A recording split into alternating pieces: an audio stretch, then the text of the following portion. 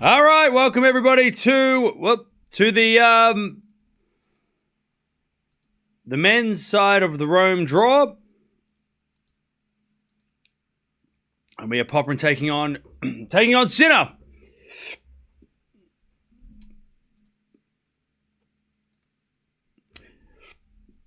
This is going to be the best win since the US Open when Poppy took out Djokovic. Here we go. Ready? Are we all ready for the greatest victory of Popyrin's career since Djokovic? US Open 24. Did I eat? I did. And I'm ready. I'm ready for this. I am ready. I am prepared.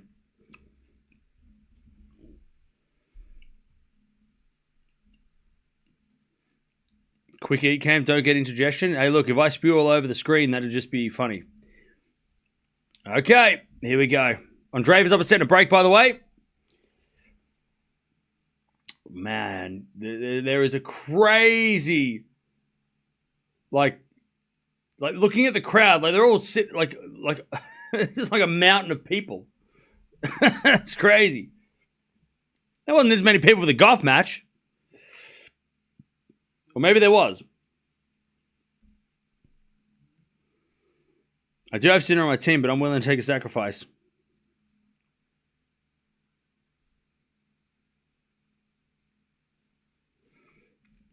All right, here we go. They're about to warm up. And then we are ready to go.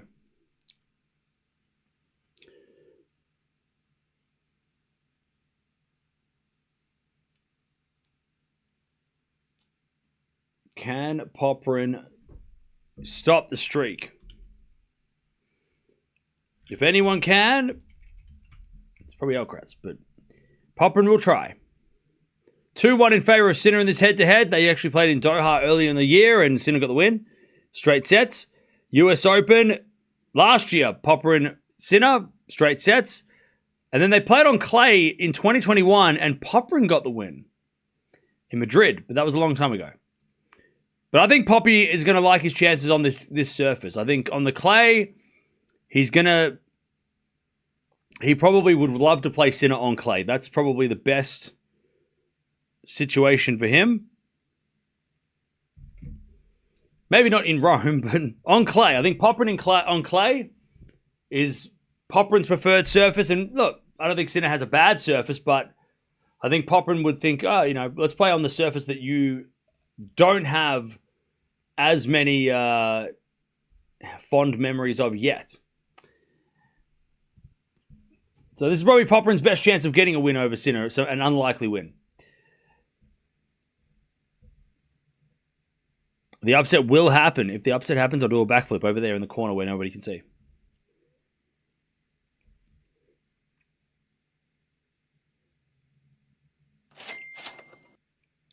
Josh. Sinner versus Popyrin. Sonny on call 9-1. They're about to be a homicide on the count. Law, let's go Sinner all in for to sit.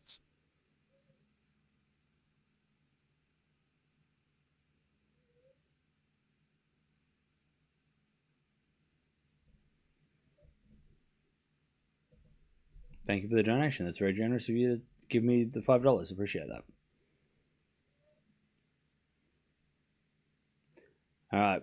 They just warm up their volleys, and then we'll warm up the serves, and then we will play the game.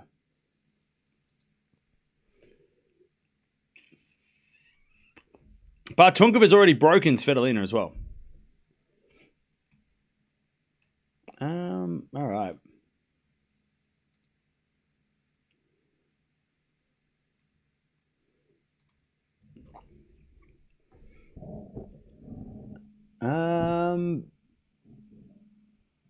Look at those Popyrin fans in the crowd.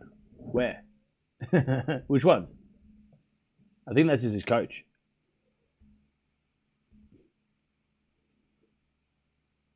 Tiafoe did lose today, yeah. Tiafoe did lose.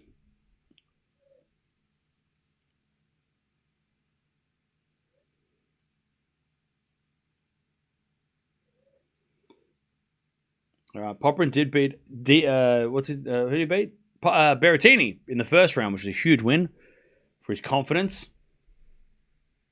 But this is a massive level above that.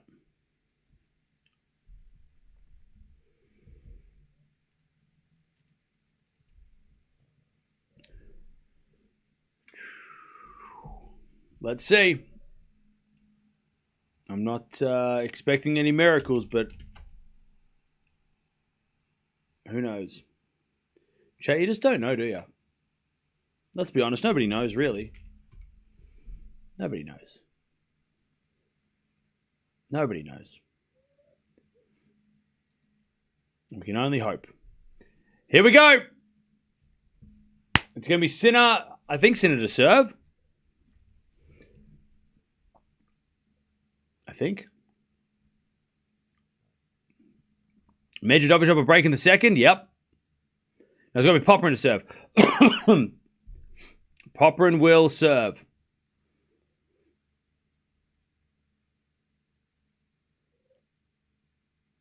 Yeah, if he does win this title, Sinner will complete the Golden Masters, which means that he's won all the 1,000 events in his career, which only Djokovic has done before.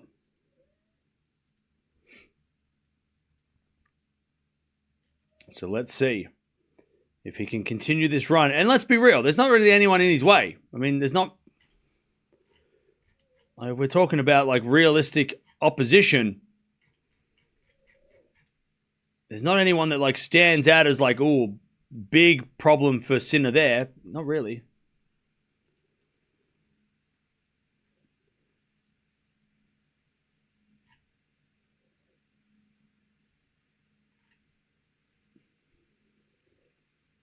Here we go.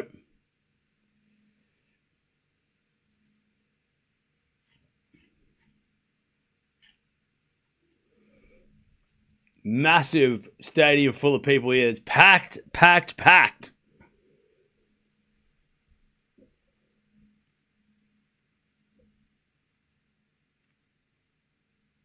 All right, Sinner elected to receive.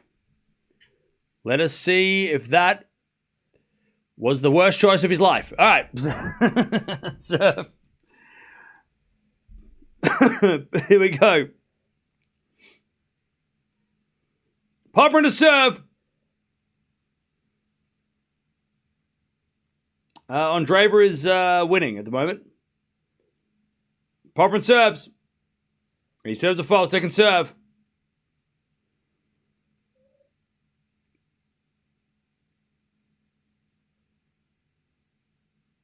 Serving to the forehand of Sinner. Return the backhand. No.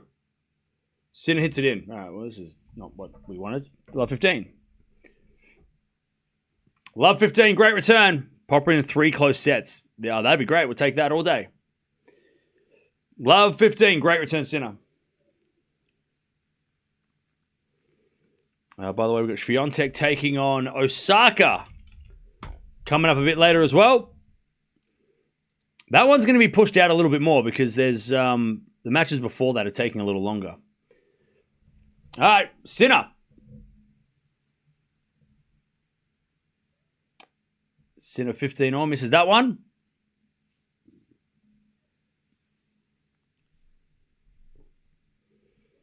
$15 all.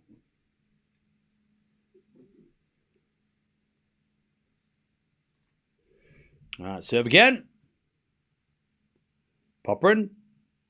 Serves a fault, second serve.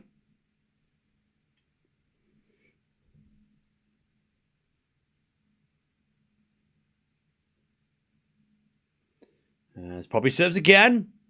Into the forehand of Sinner. Return the forehand of Popyrin up the line to the backhand of Sinner. Popyrin slice. Sinner with the forehand again. The backhand of Poppy is Sinner forehand again. Into the backhand of Popyrin. Sinner with his backhand again to the backhand of Popyrin sliced. Into the Sinner forehand. Popyrin backhand up the line. Sinner's there with his forehand and Sinner hits it in the net. 30-15. All right. 30-15. Hey, look, Philip, if we do watch Medvedev again, then I'll get it right the next time. Remind me when we watch him next time how to say it properly.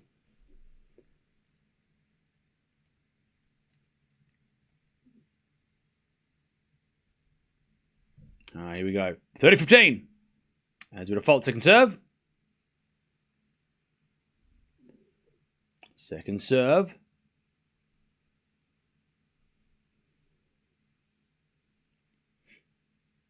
As the return goes into the backhand of Popyrin. Drop shots in the net, though, from Poppy, and it's 30-all. 30-all.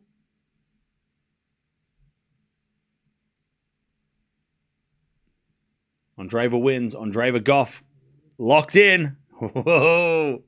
Great matchup. I'm so excited for that one. That'll be tomorrow, I think, as well. Yeah, tomorrow. That's a banger. That'll be a night match. Has to be. That has to be a night session. So Kostya, Penko, Gauff, Andreeva. Not a bad lineup considering no Sabalenka. It's a pretty good lineup. All right, backhand return goes in the backhand of Popyrin. Forehand from Sinner. As Popyrin slice. Sinner. Forehand inside out. Popyrin pass. In the net. Breakpoint Sinner 30-40. 30-40. Breakpoint. I'm from Serbia and you say Medvedovic. Great. Oh, thank you. I try. 30-40.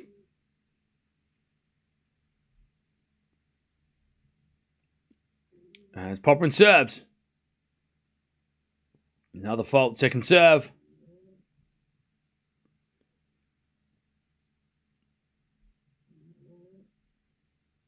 Second serve. Double fault.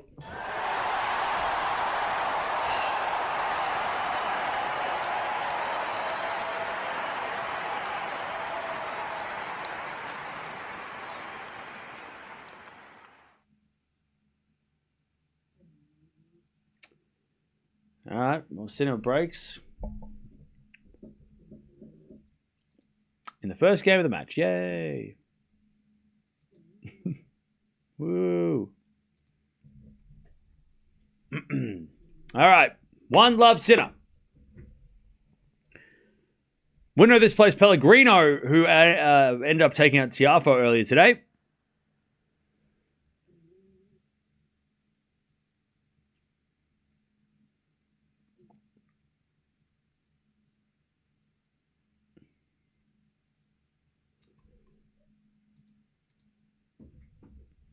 All right. Sinner serves. Into the backhand of Popyrin. Forehand for Sinner. Into the backhand of Popyrin is Sinner forehand cross court. Popyrin gets on the stretch, but overhits it. 15 love. Hey, Charles, thanks for becoming a member. And also thank you, Real David, for becoming a member as well. Is that a Cristiano Ronaldo profile picture? 15 love.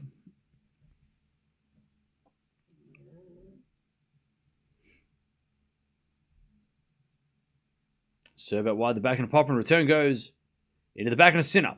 Popyrin forehand goes wide. 30 love.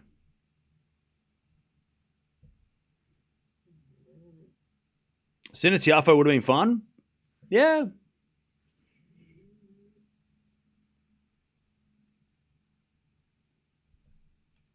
$30 love.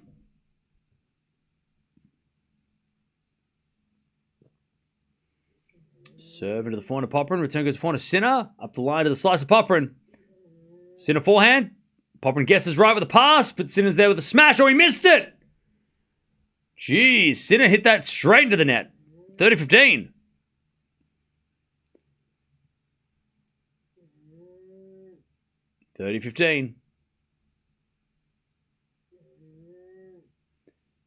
Man, what a miss from Sinner.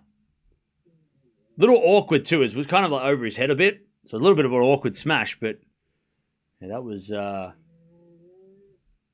bad miss. 30-15. Serve out wide. He's an ace. All right. Makes up for that. 40-15. Sinner to consolidate the break.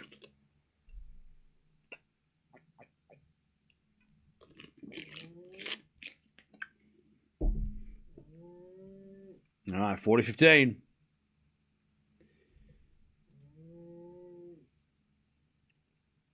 Sinner serves again. Fault. Second serve.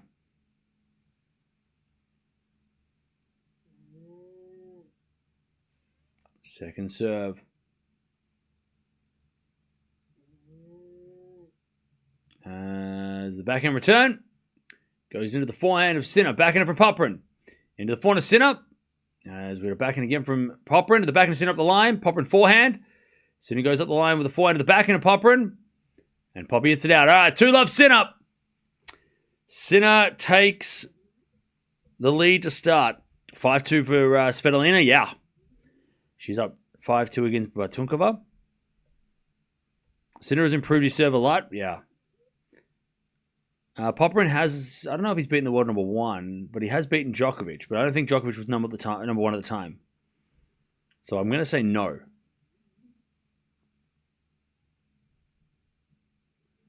I'm going to say no. Serve to the forehand of Sinner. Sinner in the net. 15-love. I'll have a look. His best win, Popyrin, by ranking.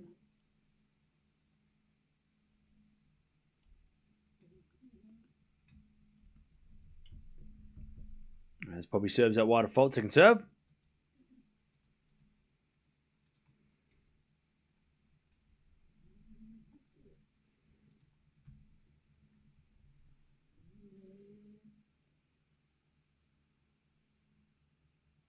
All right, 15-all. Popyrin hits it out. Poppy serves again.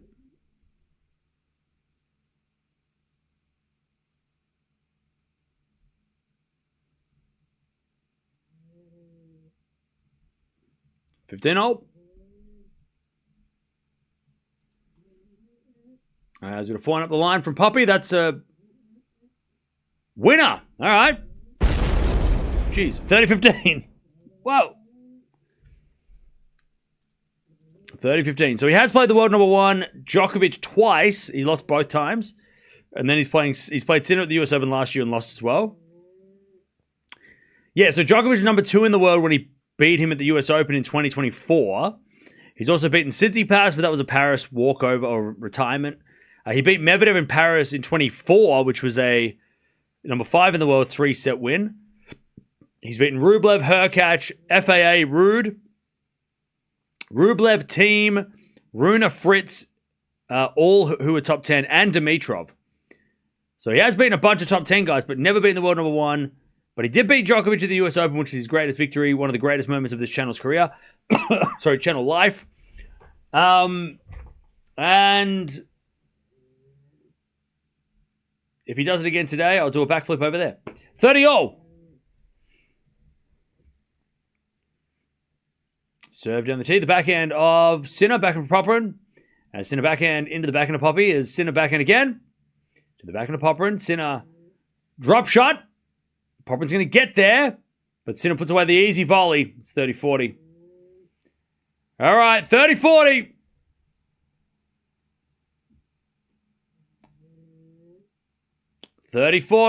Sinner to get the double break here.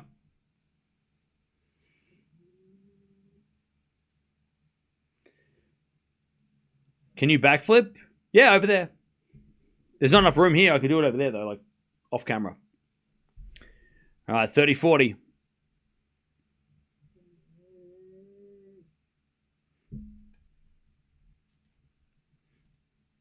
As a return, goes in the forehand of Popyrin. Four now from Sinner into the slice of Popyrin. Sinner comes in with a drop shot, but Popyrin's going to get this one. And hit a backhand win up the line. Sinner thought that was a little too easy. He's like, I'm just going to go there. No. You've got to hit a good drop shot against Poppy. All right. Deuce.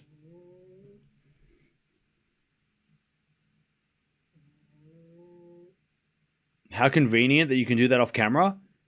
Well, no, it's not, it's just that the camera doesn't point over there and there's not enough room here. Like, what? If I flip, I'm going to break the couch. So over there's like actually perfect room. So like that's the place to do it. So deuce. Popyrin serves again. Into the back and Sinner. Sinner in the net. Poppy. Advantage. To take the game. Getting the board here. All right, 4 minutes in. Advantage Popyrin.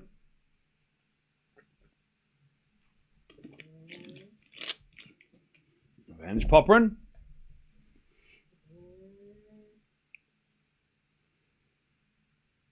So get a camera and show us if Popyrin wins. I have a camera, but it doesn't go that way. Popyrin wins the game 2-1. Can you turn the camera up? Definitely no. I don't want to break. I don't want to ruin the. No, sorry, that kind of no. Because then it would mess with like the entire like. It would just mess with everything, and then I have to reset everything, and it's a whole thing. Like it's a whole thing. Yeah. Just trust me. All right. Mia knows the truth. Yeah, Mia knows. She's always so impressed. She's like, wow. Can't believe he did that again. He's very good at backflips. Like Mia's like, she's just so surprised every time I do one. She can't believe it. The only thing that Sinner can't conquer is Mia's corner. Wait, what?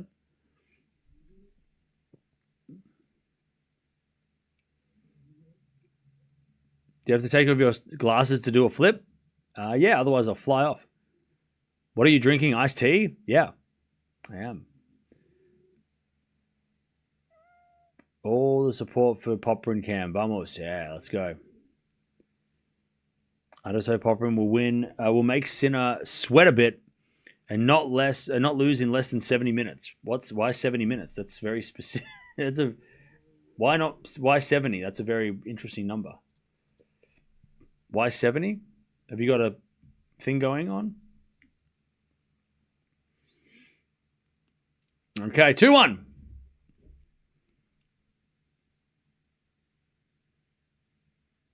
Can you run 100 meters sub 10 seconds? No.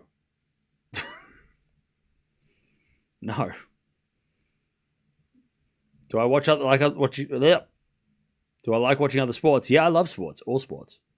Except for squash. Squash can get stuffed. Squash sucks. But most other sports, pretty much 95% of other sports, I like watching a lot of sports. As that goes in the net by Sinner. Love 15. By the way, I haven't watched squash before. I've only just like played it and it was annoying. What about cricket? Do I watch cricket? Sometimes.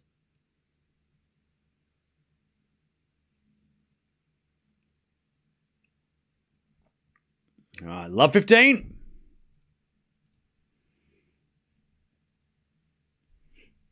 Sinner serves again. Can you play paddle? I've never played paddle yet. I want to, though. I feel like I could play it.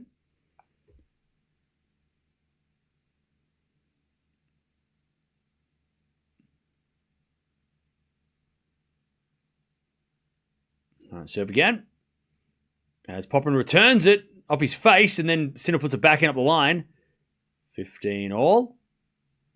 Yeah, World Cup starts in a month. I'm so keen to go into the city and hang out with all the hooligans at the pubs at 5 a.m. That's what I'm thinking of doing. I think that'd be just so much fun to be in that environment where Australia plays USA and we're all just like going nuts. Like I'm just super keen on that as an idea.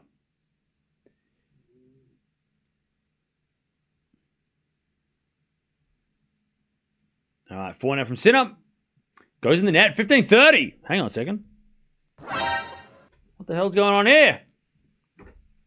15-30. Do I attend Boxing Day match every year? No. I've been to it once, but no, it's too expensive.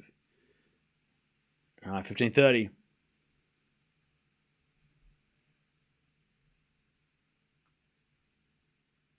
As Sinner serves again. Another fault. Shit, I think it's official. Sinner's fallen off. Second serve. Yeah, US and Australia are playing in the same World Cup bracket, yep. As Sinner serves a let. Yeah, I think we got like Turkey and Paraguay, I want to say. And USA and Australia. That's the group. Backhand return goes to forehand Sinner. Sinner hits a winner inside out. Forehand, and it's 30-all. 30-all.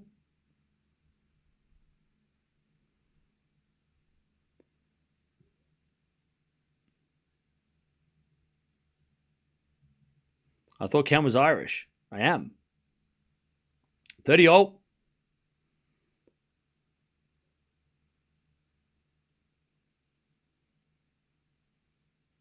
Serve out wide the forehand Popyrin. Return goes in the forehand Sinner. To the back of the Popyrin. Sinner backhand. Into the Popyrin slice. Sinner with a forehand passing shot. Did he miss it? He did. 30-40 Poppy with a chance to take back the break. Nice approach. He just slices it. He comes to the net and he puts pressure on Sinner to pass, and Sinner couldn't pass. 30-40.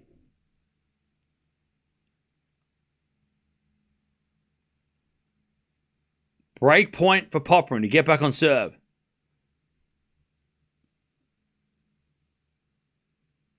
Serve. And volley from Sinner. Oh, he gets away with it. Popyrin in the net. If Poppy makes that return, Sinner's got a tough volley. Just hit the net. Deuce.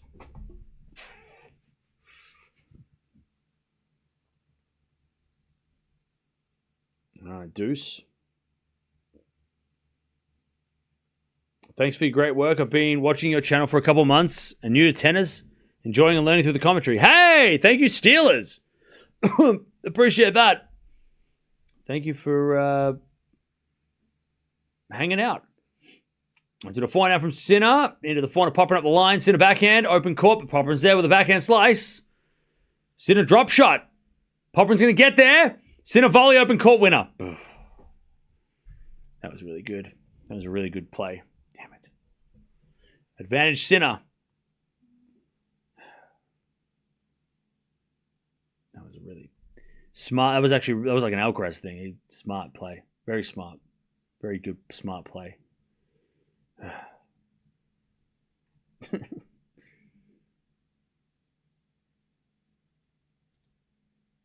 Anyways, advantage Sinner. Serve to the back of the Popyrin. Return to the back of the Sinner. Oh my God, what an angle. How did he hit that angle? How did that happen? How did that go in? How did he do that? 3-1 Sinner. He does not get broken. He doesn't. He just holds. God damn it. That was a crazy angle. All right. 3-1. Too good. That was just too good. By the way, Svitolina won the first set. And Novona Medvedovic are in a battle. Where would you put tennis in popularity of sports in Australia? Probably top 5. Maybe. It's hard to say. People like basketball is pretty big. Football is massive. Rugby as well. It's probably double faults. I love 15. By the way, if you want to watch this match, you can watch it on the new Tennis TV app.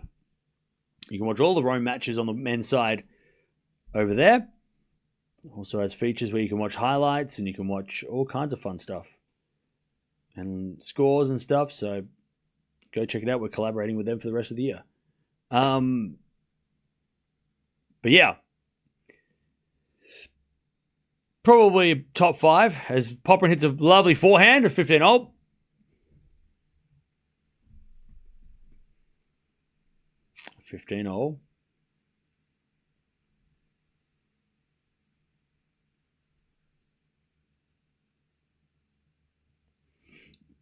I'm so lonely being a tennis fan in Jordan, everyone's into soccer. Well, that's what we're here for. It's actually why I created this channel for myself. Like, that's not even a joke. 15-0. Serving to the backhand of Sinner. Backhand out from Popyrin is a drop shot, but it's in the net. 15-30.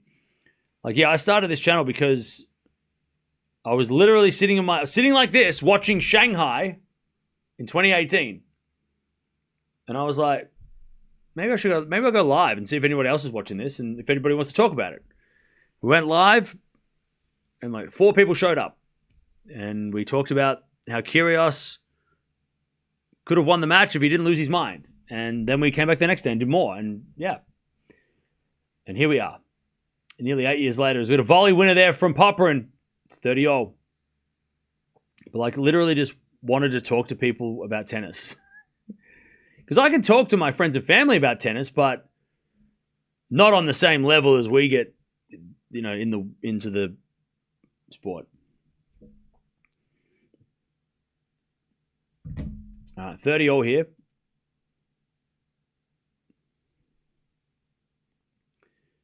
As Sinner hits a return into the forehand of Popyrin. Sinner backhand. To the backhand of Popyrin. Sliced into the forehand of Sinner. Popyrin pass. Sinner with a half volley pickup. It's good enough because Popyrin is so far out of court. He's not getting back. All right. Breakpoint Sinner 30-40. So yeah, so that's why we're here, because I know there's a lot of people out there that maybe don't have friends that are into tennis or, you know, or wanting to get into tennis and they don't know who to talk to or where to start. So here we are. This is the place where we all hang out and talk about the sport that we want to watch, because nobody in our real lives is up at 3 a.m. on a Monday night or on Tuesday morning to watch a sport. 30-40.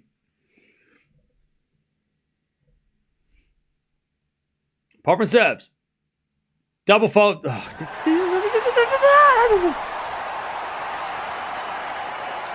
That's twice he's double faulted on break point. Popyrin didn't double fault. Let's be level right now. It'd be 3-2 Popyrin. God, it's 2 double faults the difference, chat. That's all that. It's only 2 double faults. Now the umbrella's gone inside out, so that's hilarious. God, that's just funny. And if we weren't losing so badly, I'd laugh. It's nothing funnier than an umbrella going inside out. Does anyone else think that's hilarious? Oh, no. I don't know why I find that so funny. Anyways, 4-1 Sinner, I guess.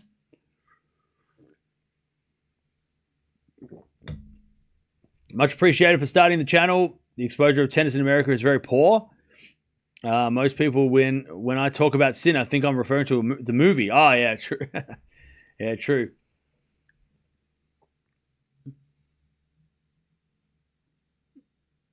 Cam's in Spain without the S.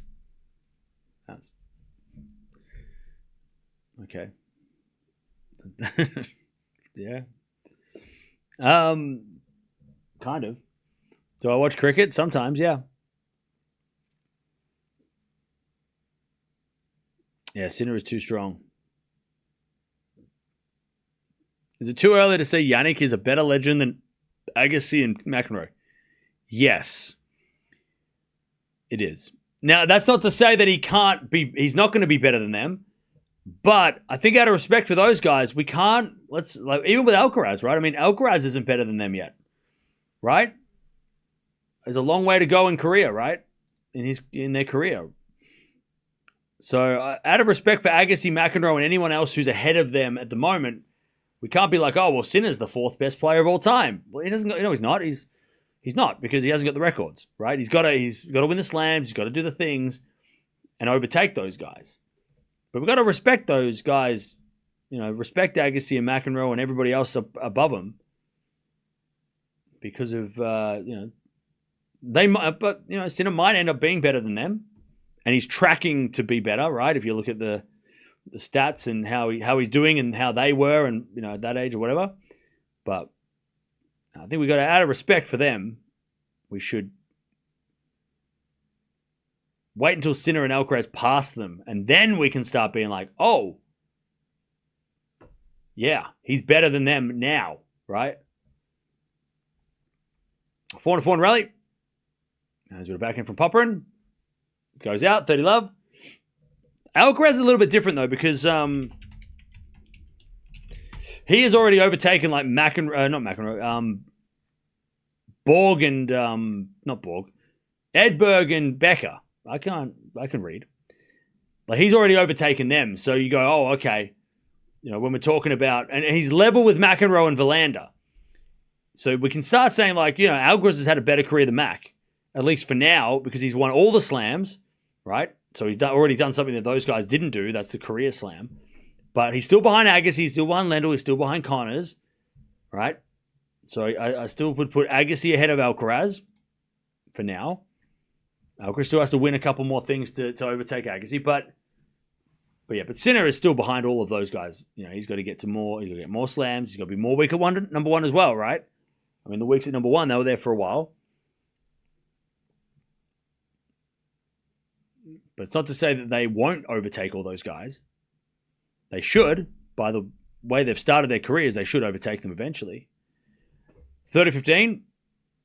As a backhand return from Popyrin goes in the forehand of Sinner. Poppy backhand.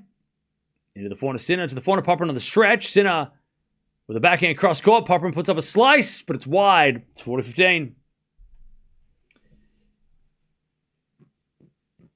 40-15. By the way, Swiatek's match starts in an hour and a half.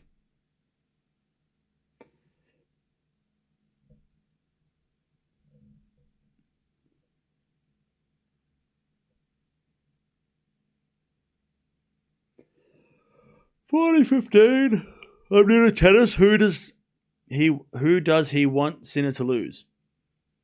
What? All right, return. Into the forehand of Sinner. Forehand from Popyrin. Goes wide. Sinner 5-1. Sinner 5-1.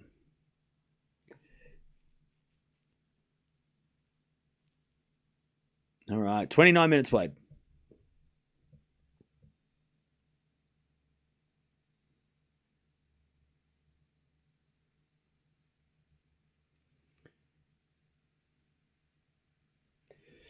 All right.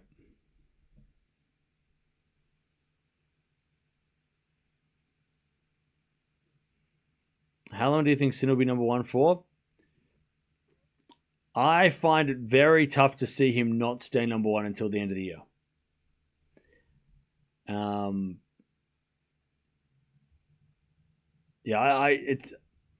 It's going to take a lot for Alcaraz to catch him now that he's not playing right now, right? Come on, Australia, getting destroyed.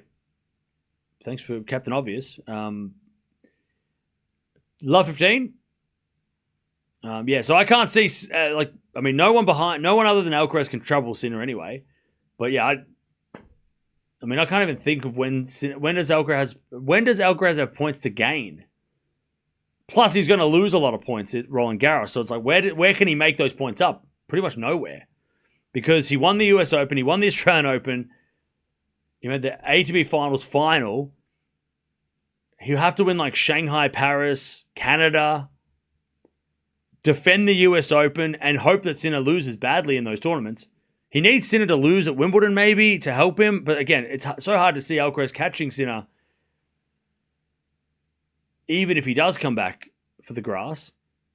Yeah, Cincinnati he's got to defend. It's just, yeah. Like, it's just so hard to see where Alcaraz can get an advantage when he's got so much to lose. The right answer is probably next clay season. Like, Sinner's probably going to be world number one for the next 12 months now, and Alcaraz might be able to catch him when he gets back to clay next year, when he's got points. He can try and win Indian Wells, Miami, all the clay events he's missed. So yeah, it's probably not probably a year, unless something goes on and Sinner doesn't play, right? But if Sinner plays for the rest of the year, how is he not going to be number one? Like, Alcaraz is already so far behind from dropping Roland Garros. He can't catch him if Sinner just plays at this level still. Beautiful drop shot, Sinner. Popyrin, 15-30 down. Serve out wide, goes back to Sinner. Sinner in the net. And it's 30-0. Yeah, maybe like next clay season. Unless somebody unexpected comes up and, maybe it's Zverev, unless Zverev wins the French and US and then, Sinner doesn't do as well as we think. If Sinner doesn't play the ATP finals for some reason and loses those 1,500 points or whatever. So look, it's not impossible that somebody could take Sinner's number one ranking, but it's very unlikely. Like I think Sinner's number one until at least this time next year is the first chance that Alcaraz might, if he comes back strong, might come back and take some points. But even then, maybe it's too far gone by then too. Maybe it won't be until the French next year or Wimbledon. Sinner returns. Popyrin backing up the line. It's too good. All right, Poppy holds 5-2. Took a game off Sinner there, I wish. 5-2. 5-2 Sinner.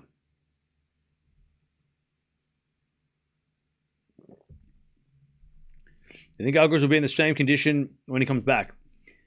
Look, I'm not a doctor, but I'm going to say, to start with, no. Like, he's not going to come out here and he's not going to come back and be... I'd be very surprised if he came back and dominated. There's going to be rust for matches. I haven't played matches, but also he's going to be nervous, right? He's going to be tentative on the wrist, when he comes back. He's going to he's going to have probably a bit of nerves around that. Just like anyone coming back from an injury, they're going to have some worries. But I think once if as long as this thing is fully healed when he gets back, if he comes back after a week or so, or a couple of tournaments, or a couple of whatever, if he starts to get that confidence that the wrist is going to be okay, I don't see why he couldn't go back to be back quick, where he was. Same confidence. Like, the confidence is gone because of the wrist. But if he finds that confidence real quick, watch out everybody else.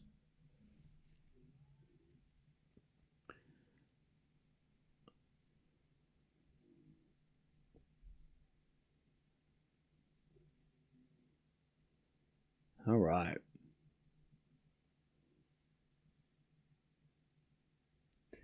Sinner's going to serve for the set.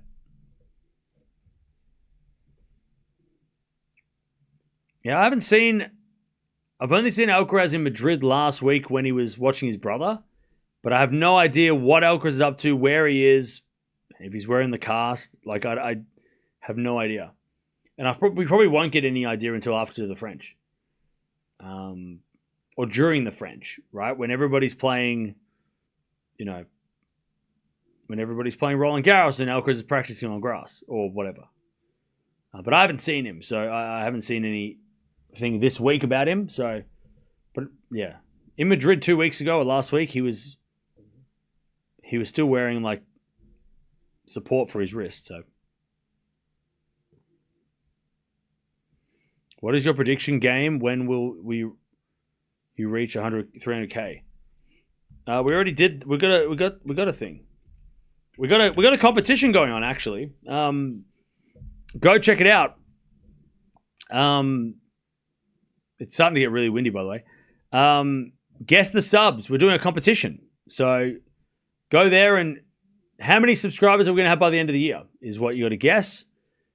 You can guess you can change your answer up until Roland Garros final, and then after that, they lock in.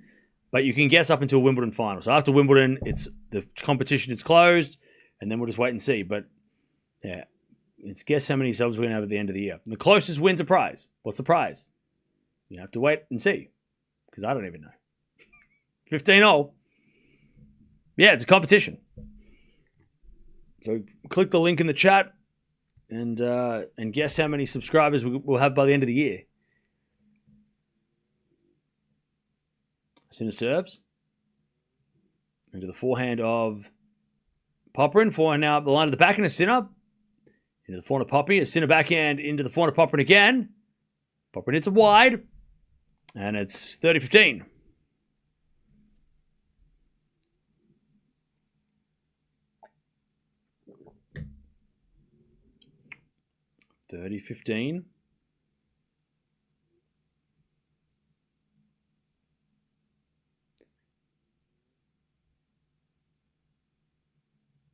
Sinner serves. Into the corner, Popyrin. Sinner then shanks it into the crowd. Okay. 30-all.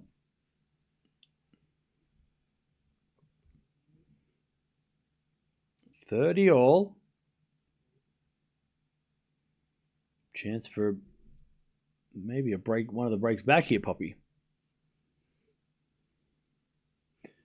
30-all.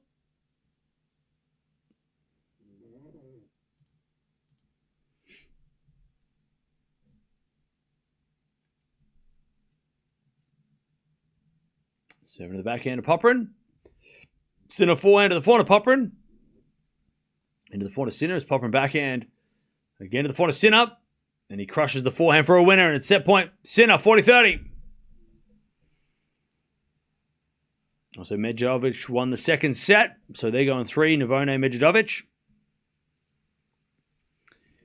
Set point, Sinner, 40-30. To take the set.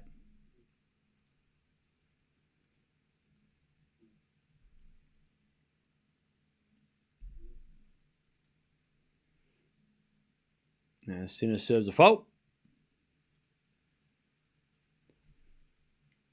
Second serve.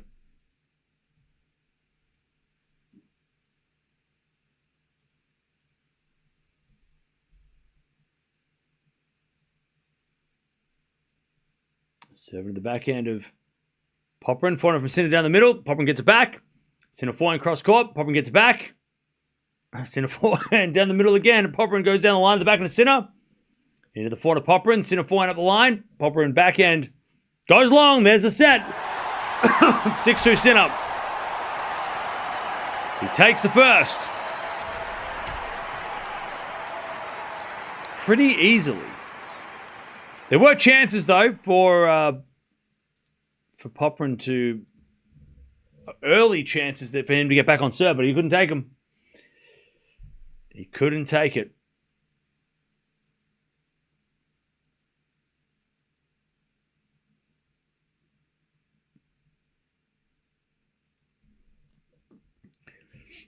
All right. 8.9 for Sinner in the performance rating. 7.3 for Popyrin. Popyrin did have a break point chance in the fourth game after getting broken initially. Couldn't get it back, and that was pretty much it. That was the only chance he had to maybe get back. First set was 39 minutes. 39 minutes. All right. Let's see if Poppy can get off to a better start in the second and cause the upset.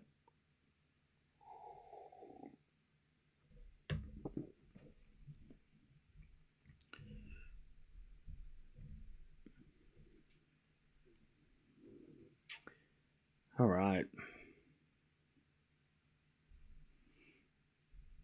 And then, yeah, we've got, in about just over an hour, we've got Osaka versus Swiatek. But that's coming on after Medvedev.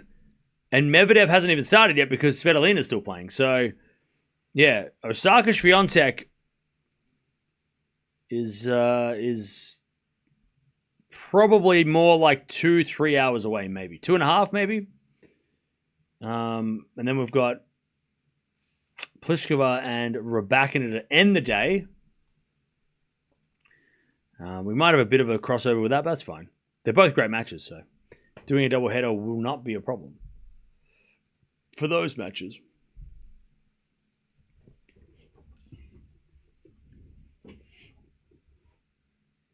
All right. By the way, chat, we're almost at 300 likes. Appreciate that.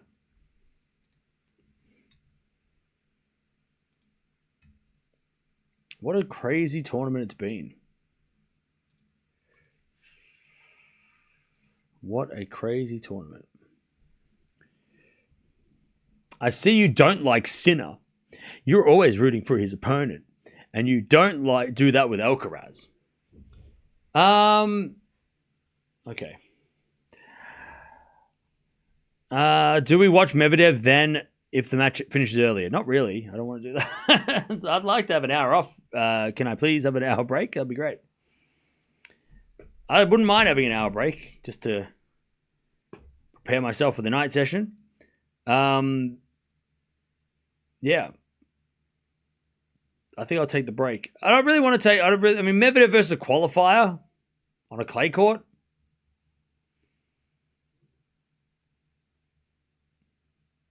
I don't really know if that's going to be like riveting. Don't worry though, Medvedev Kaboli is definitely on the list if they both play tomorrow.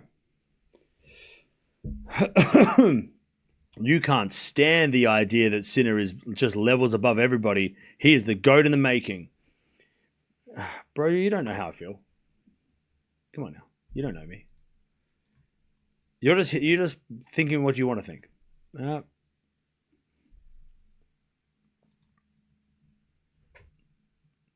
Love 15. As the return goes in, the forehand of Popyrin. The forehand is out by Poppy, love 30. Popyrin's Australian. I would support him over Sinner if I was an Aussie. Finally, someone's speaking sense. Love 30.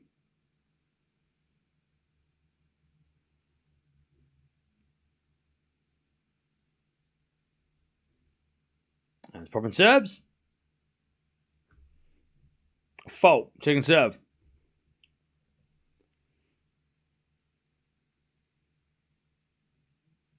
Serve into the backhand of Sinner. Backhand of Popyrin into the backhand of Sinner. Popyrin forehand. Into the backhand of Sinner. To the forehand of Poppy. Sinner backhand. Again to the forehand of Popyrin. To the backhand of Sinner. Popyrin forehand cross court. Sinner gets it. Into the forehand of Popyrin. Sinner with the forehand again to the forehand of Poppy. And Sinner forehand up the line. Popyrin with the backhand. Into the forehand of Sinner. Is Popyrin backhand again. To the backhand of Sinner. Off the tape. Popyrin backing up the line's a winner. 15-30.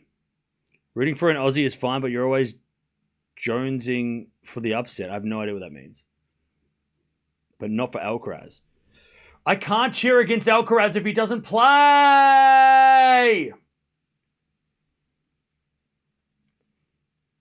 But don't worry, when Alcaraz comes back, I'll be rooting for the qualifier he plays in the first round, all right?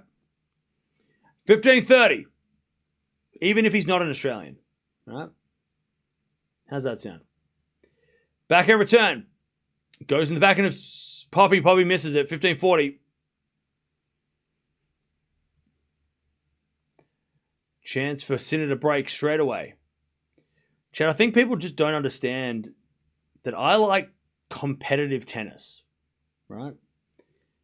And in order for it to be competitive and interesting, the best players who kick everyone's ass need to be challenged. So watching the number one in the world win easily like he does every other day is boring, right? And it's predictable.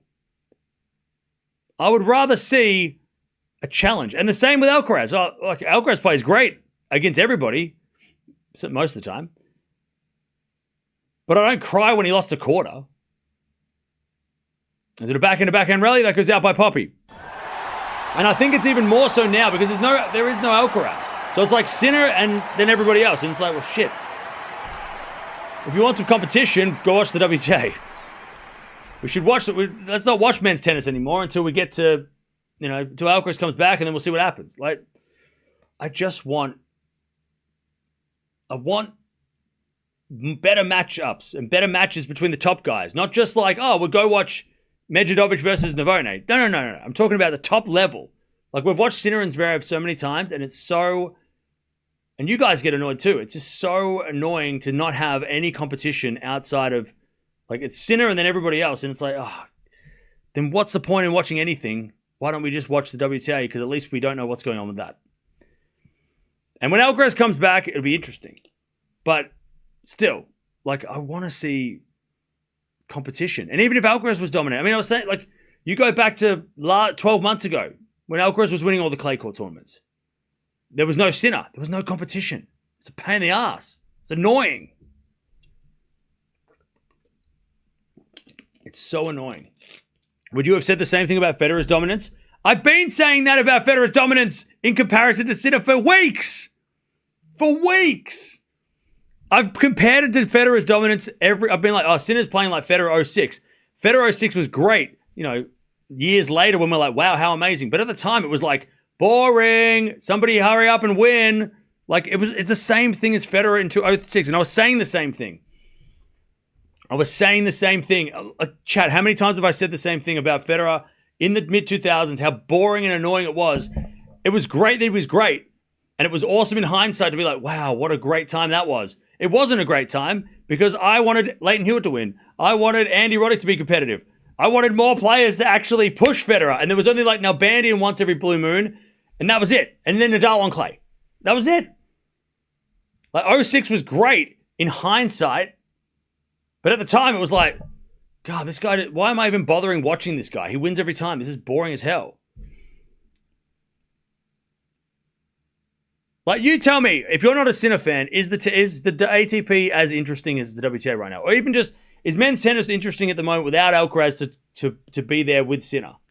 Like, Sinner alone, if you're a Sinner fan, yes, you're so happy about everything he does because, of course, you're supporting him. That's what you're supposed to do. But if you're just a tennis fan, you're watching this, you're like, oh, that guy wins every time? Okay, then it's predictable. Predictable equals boring. And that shouldn't take anything away from Sinner, but I know that people in the chat are going to be like, oh, you hate Sinner because of that. No. What, I'm going to hate him because he's good? No. I don't hate anybody. That's a strong word. I just want competitive sports. I don't want to just watch someone just win everything easily in straight sets and then get to the final and we're like, Sinner wins. Why are we watching it then? Why am I wasting my time at 1 a.m. watching something that I already know what's going on? Why? I already know the end of this movie. What are we doing it for? That's not fun. So I'm always going to be like going for the underdog. Because the underdogs are the ones that are going to make it interesting every blue moon. Like Menchik, right? Or Korda. You know, like those moments have been some of the best moments of the year. Like Sinner winning everything's great. Alcaraz completing the career slam, great. But those upsets have been some of the more interesting things that have happened on the ATP this year. As Sinner hits a winner, it's 2-love. So, like, Sinner and Alcaraz fans, because both Sinner and Alcaraz fans get really shitty at me if I don't like bend the knee and go crazy over them. But I want competitive matches. I don't want it to be a big two. I want it to be, you can have two guys at the top dominating, but I want other guys to be able to challenge consistently. So then we have we have better rivalries. It's not just Sincaraz and then nothing else matters. Like no. That's bad for the sport. Because then no one's going to be watching the first rounds. Everyone's just going to be like, well, I'll just wait until the final and I'll watch Alcaraz Sinner. It's like, shit. What happens? Nobody cares about the first rounds then because, it's not good for the sport. Because then what happens when Alcaraz gets injured? Oh, now we don't have a Sincaraz tour. Now it's a Sinner tour. Oh. And then we're all talking every day like, who's going to come? Who's going to come up and who's the next guy? Who's the next guy? And then we put pressure on the young guys and we're like, oh, well, it has to be this guy. It has to be that guy. And then those guys don't do it. And we're like, oh, well, he's overrated. And you're like, no. We're expecting too much from Hadar and Fonseca and all these guys that are not at the Alcaraz Sinner level yet. And then when they get injured or they get hurt or they lose, we're like, oh, see, they suck. And it's like, no. We're just expecting them to do something that's impossible, right? We're putting them up too high to give them, they'll get there eventually, but it's just not fair on them. And then we're just like, oh, well, then now what? Who's next? Maybe it's Blocks. Maybe it's Medvedev. Who's next? Who next? Maybe it's Alcaraz's brother, who's 16. Like what? Like,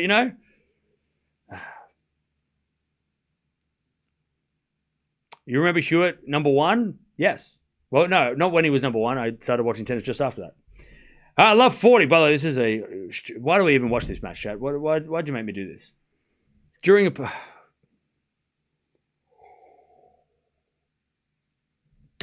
right. Love 40.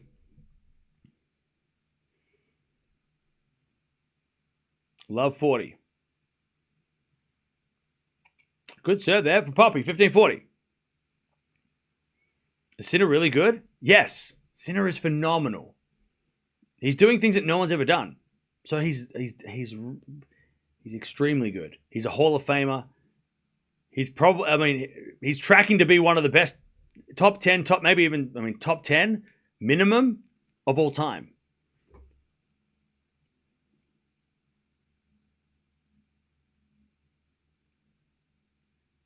As Poppy serves. Bit of the 4 to Sinner. Sinner in the net, 30-40.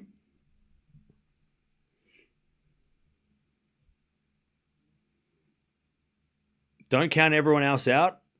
Things have a way of shifting drastically in tennis. An upset is closer than you realize, and I'm a Sinner fan, by the way. All right, so basically you just said don't give up hope. 30-40. Again, I appreciate that, but also, like,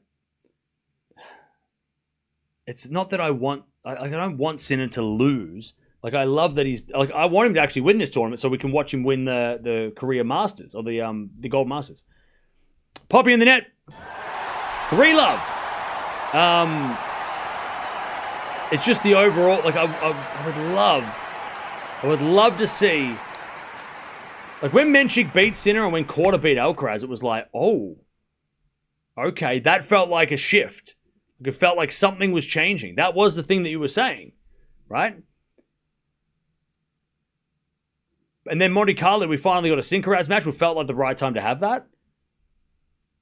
And then Alcaraz got injured and was like, oh, okay. And then Sinner started to not even... I mean, at that point, he's still not dropping his set. But it's just like... If we were relying on 2 guys to win everything, relying on 2 guys for our entertainment, only like when they play, that's the only thing that matters, or the only thing that is fun. And every time they play everyone else, it's boring. It's like, I can't enjoy that. Like, it's so like, I want it to be competitive. No one was complaining when Alcaraz won Doha in the AO. Zverev was serving for the match against one-legged Carlos, still lost in the first set by the Australian Open. It was one-way traffic in Doha, was live murder. Okay. So this is the thing, like, hardcore Sinner fans and hardcore Alcaraz fans, you're never going to agree with me. And that's fine. That's fine. I'm not going to pander to, I'm not going to be like, oh, please, actually, no, I take it back. No. I want a competitive tour because we've watched 20 years of the GOATs dominating, and that was fine, like, great in hindsight. But there was moments during, like, Djokovic Nadal. It was just like, can we please have? And it sucks because the WTA is like what I like. You know, it is doing what it's doing. You have players that are doing very well, winning slams, but then you also have players that can beat them at any given moment, right? Sabalenka this week, right? Raducanu last week. Like, there are still moments where it's not guaranteed that Sabalenka, Swiatek, Gauff, you know, they're not guaranteed to win. On the men's side, it's especially in the last 3 years, and even with Djokovic and Nadal back in 2020, right? 2021, 22. Like, it's just like I want to be surprised. I don't want to have, like, wake up one day and be like, oh, we had one random upset today. Like, we can count the upsets we've had this year for Alcaraz and Sinner. Like, there's only 4 of them. Not even. I mean, Djokovic upsetting Sinner is, I guess, an upset, right? Did I feel this at the beginning of the season? The beginning of the season was different, though, because you had Sinner. You had Sinner there. So when we got to the semis of Australia, and it would look like a Sinkeraz final. But by the way, if you go watch that Zverev match when he came back, yes, I did feel like I was like, people are going to be like, Alcaraz fans were shitty that I was going for Zverev, because I didn't want a Sinkeraz final. I said that at the end of last year. I'm like, I don't want to see these guys play for at least 6 months. Go watch that Zverev match and you tell me that that I wasn't rooting against Alcaraz. Love, 40 love, by the way. This match is going away.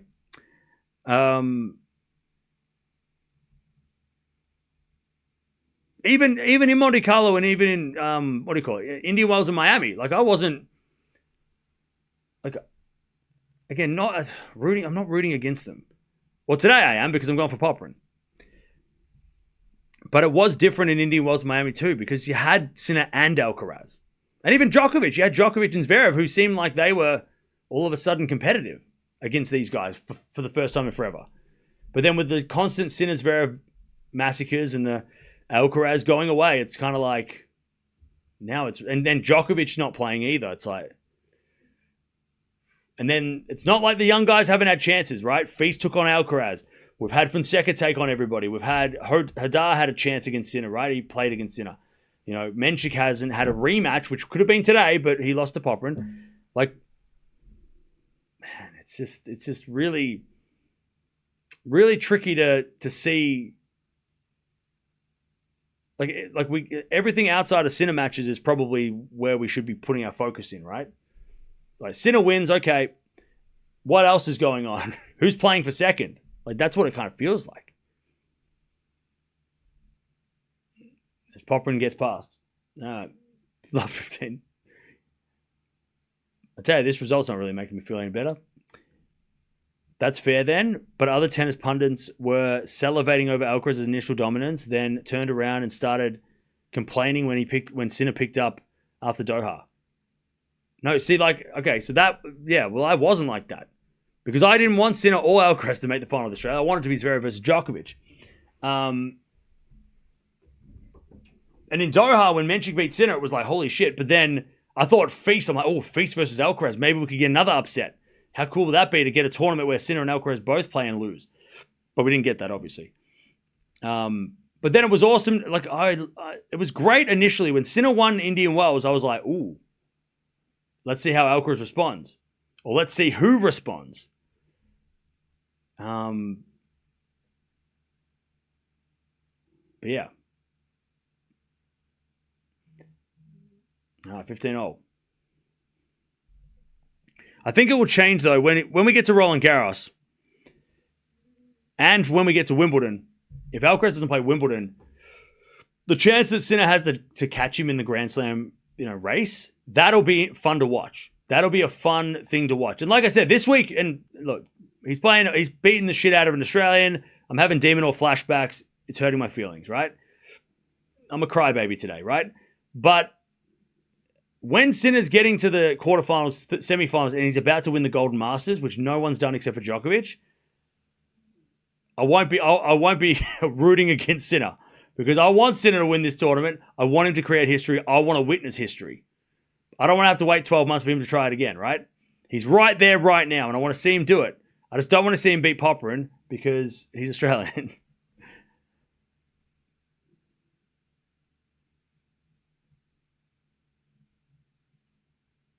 All right, here we go.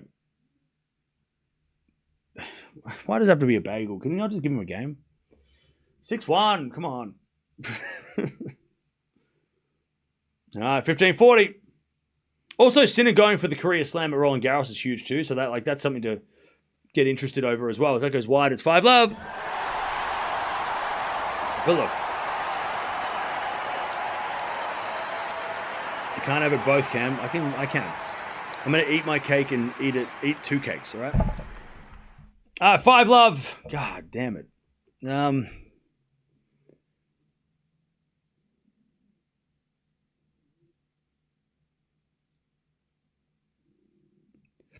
Medvedev. Yep.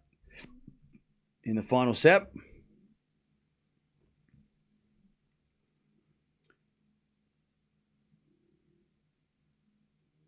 I can see a bagel coming. Yeah.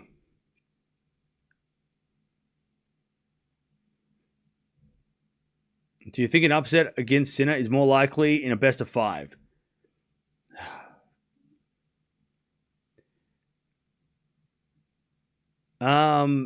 No,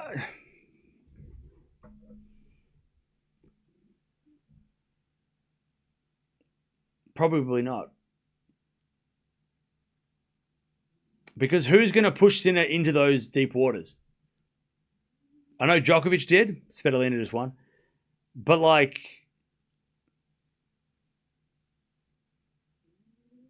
yeah, I mean, probably not. If he's in a 5-setter, but who's going to take him to 5 sets? Right? Sinner doesn't play 5-setters that much. The only, and this is where what it's come to with Sinner. And it's amplified with Alcaraz gone. Sinner is only going to lose to the conditions or his body. Like, no one has the game that can beat Sinner right now. And many have tried, right? Even this year, right? Djokovic got him, but Djokovic is the greatest of all time, so of course he got him. That shouldn't be a shock, right? Djokovic is Djokovic, right? He's been doing the remarkable shit for 20 years, right? And then Menchik in a 3-setter, blasted through him, right? But if that's in a 5-setter, does it happen? Does Menchik keep that level for 5 sets? I don't know. He kept it for 2 sets, and that was enough to win. 15-love. And then we saw him cramping against Spizzirri, right?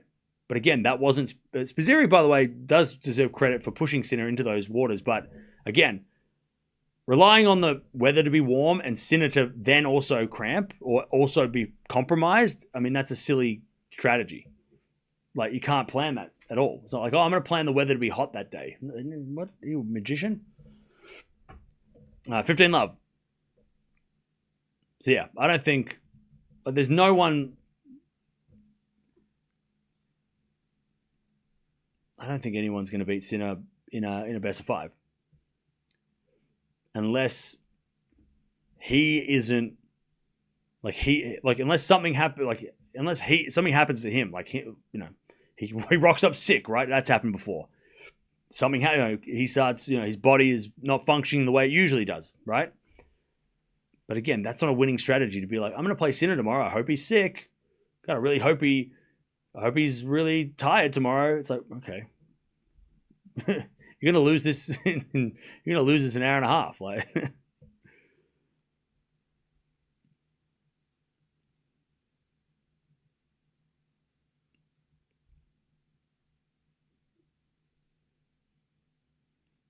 all right, Sinner serves again.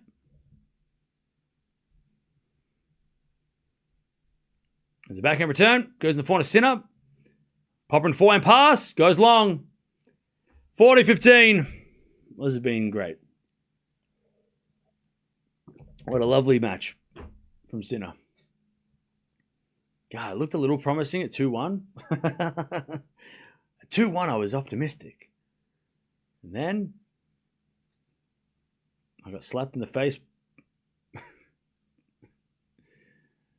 as we serve. Into the forehand of Poppy. Backhand it from Sinner. Popyrin forehand up the line. Sinner backhand. Drop shot Popyrin. And Sinner hits a winner. That's it. Sinner's into the 4th round. And he's going to play a qualifier. God. And look, and I hate doing this because I know it happens all the time, right? When people are like, oh, I wish, Menchik should have won. Yeah, Menchik would have been an interesting match. More interesting probably, but it could have still been the same result. Sinner probably beats Menchik in straights like that too. Maybe not like that, but I don't think Menchik would have put up much more of a fight. I would have, and look, as a Popyrin fan, I would have rather seen Menchik have a rematch with Sinner and see if Sinner can get that one back, right? But Popyrin beat Menchik and he deserved to be here, Poppy. He also beat Berrettini, which was a great win too. But Sinner is better than both of them. Menchik was injured. Oh, well, that would have been worse anyway. Menchik might not have even played this match if he was injured. GG's.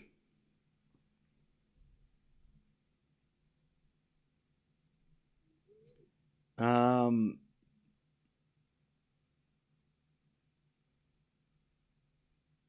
I'm not going to watch Pagula Potpova.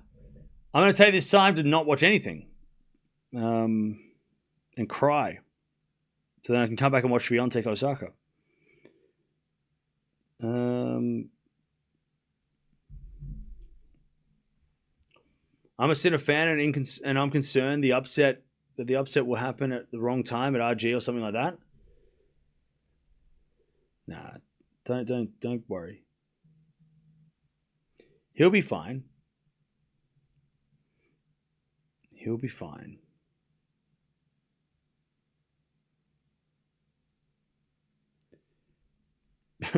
Don't be worried. I don't know why you're all concerned. Yeah, Medvedev's playing, and then we're watching Swiatek Osaka. Hopefully he'll get a good draw at RG. I fully expect him to be locked in for his career slam. Yeah. Yeah, for sure. Assuming Sinner stays healthy, who do you think he's more likely to rank at the end of his career? Top 10 or top 5? That's a long way away. I mean, even at Alcaraz right now, we can't even talk about when he's going to be, where he's going to be. 1 second.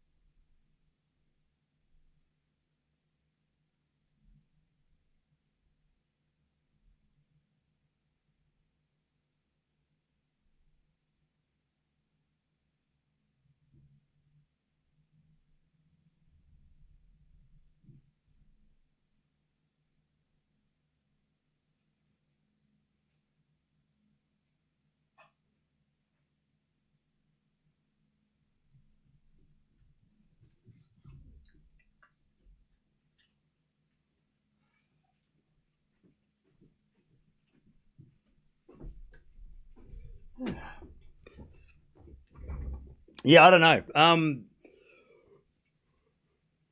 don't want to play. I don't want to do that game. Because look at Alcaraz, right? At the start of the year, everyone would have said, wow, he's going to have more slams than Djokovic. And now it's like that wrist, people are like, wrist is going to be career ending. And you're like, I don't know. So, no, I don't think it is, right? People are just getting a bit scared. But yeah, let's just wait and see.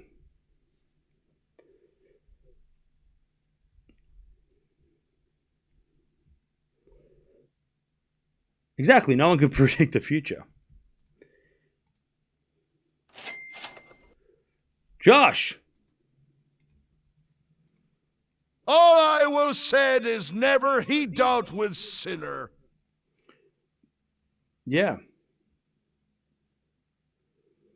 Great match from Sinner. Hardly put a foot wrong. Oh, yeah, for sure. And he should crush the next guy too. I mean,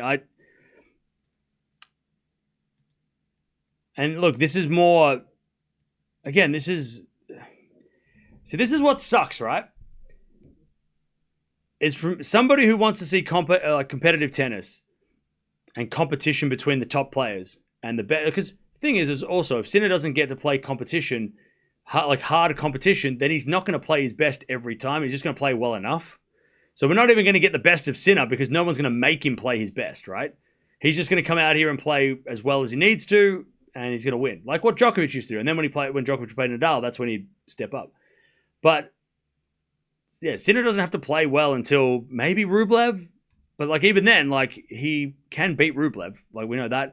Medvedev and Kaboli. I mean, I don't know if Kaboli could be a fun matchup, but I don't think it's going to be a problem for Sinner. And Medvedev on clay won't beat Sinner. Or even probably won't challenge Sinner, right? So Sinner should make the final. But even then, like who do you put there? Do you put Rude? Probably not, right? Last year was Massacre. We don't want to see Zverev play him again, do we? Musetti he can't beat Sinner either. He can't push Sinner. Like even though if you want a 3-setter, it's hard to like figure out who's going to do it. Who's going to get a set off Sinner? No one, because nobody can. Maybe Rublev in the quarters if Rublev plays ridiculous, but again, Sinner knows he just has to do a little bit more than Rublev to win. Like he doesn't have to like play ridiculous levels against Rublev. He just has to do enough. And he will lift his level when he plays those guys like he did when he beat Hadar. He then went bang, bang in the second semis and the final, right? He played so much better at the end because he needed to. He just played as well as he needed to until he got to that point, right?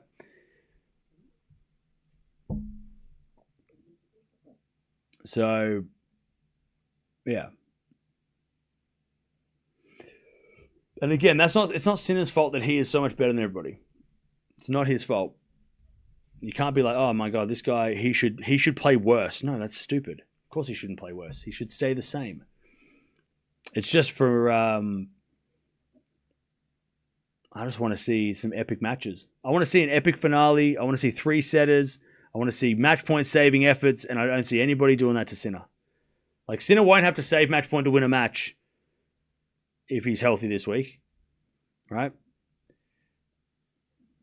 Even though I'd love him to have to do that, like, I'd love that. That'd be so much fun to see that. To see Sinner, like, save match point, get the win, and then complete the master, like, complete the career Golden Masters in front of his home crowd. I mean, like, how much better would that be than just going, oh yeah, Sinner just, like, walked up to the trophy and lifted it. Okay. He still did it. That's great. But also, like, it'd be cool to see have that, like, if this was a story and he just wins everything in straight sets, it's like, it's a pretty boring story. It's not like nothing really happened except that, oh, he did the thing. Yay. And he never faced adversity, right? I'd love to have that one match, whatever, maybe it is the Rublev match. Maybe it's something that we don't even know. And he has to, like, fight through to win. And then he wins that thing and it's like, yay. And you make a movie out of it.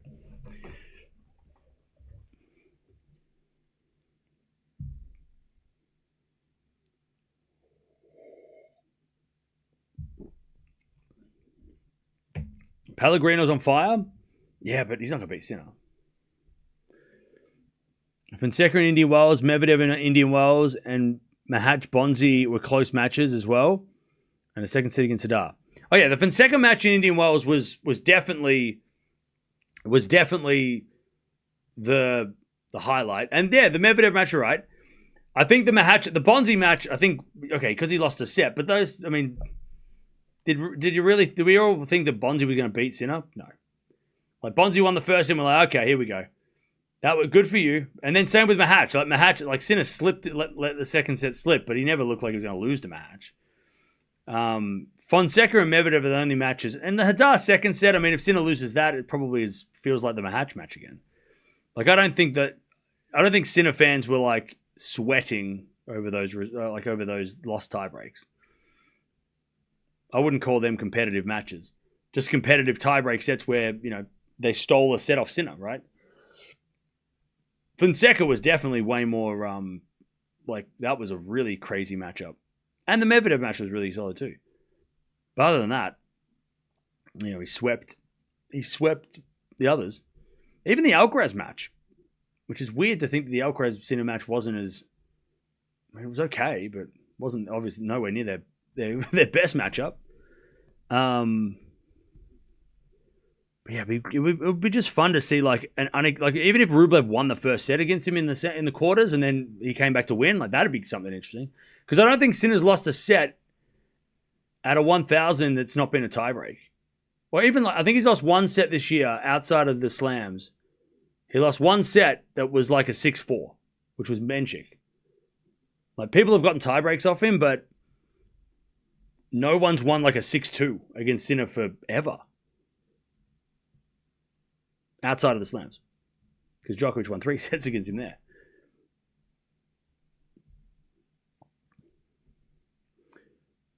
Yeah, Fonseca broke. Yeah, Fonseca, like, tested Sinner. Like, made Sinner work for the win, right?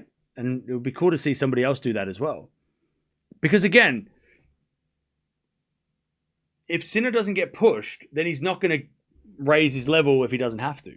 He's smart. He's going to play, what's the word? Just like Djokovic does. Djokovic did this as well. Like, he plays as well as he needs to, or he played as well as he needs to, right? Sinner's not going to play at 1,000,000% if he doesn't have to. Even today, he won 6-2, 6-love, but he didn't play his best. That wasn't the best version of Sinner ever. Like, he played way better than his opponent, but he played well enough to win. He didn't have to do much. Now, not complacent. I'm thinking they play well enough to conserve energy, to, like, just, they break once in each set, or they do 2 breaks in each set, whatever it is.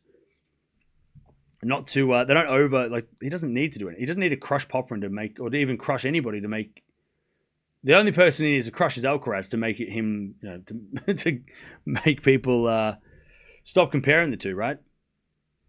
And that's what Djokovic does too. He beats the guy. He beat the guys in Alcaraz too. But it would be cool to see somebody force Sinner to play his best.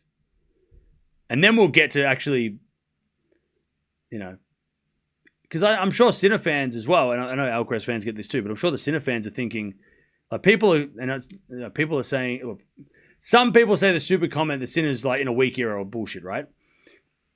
Which is not true because Alcaraz is pretty damn good. But it would be cool to see somebody push Sinner, and so Sinner can flex. Like, I want to see Sinner flex.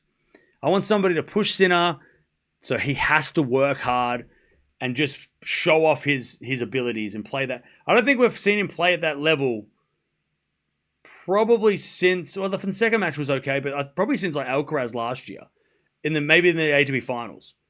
That might have been the last time I remember Sinner kind of like, whoa, like, whoa. He is like just crushing everything. And the other guy's pushing him, but he's answering everything the other guy's doing, right? And maybe it was because it was Alcaraz, but I don't know. Even like against Bublik at the US last year. Remember he crushed Bublik? It was like, whoa. Like that. He hasn't done that this year. He's crushed players, but he hasn't played like that. You know what I mean? Like not as much. Maybe I'm thinking I'm missing something. Maybe he has and I haven't remembered. I'm just trying to think. I mean, he did that against Zverev, but Zverev also didn't play very well at all. But like when he crushed Bublik at the US, it was kind of like, ooh, that was scary. I want to see scary Sinner. I want somebody to make Sinner play like that. Or like, I want Sinner to just play like that.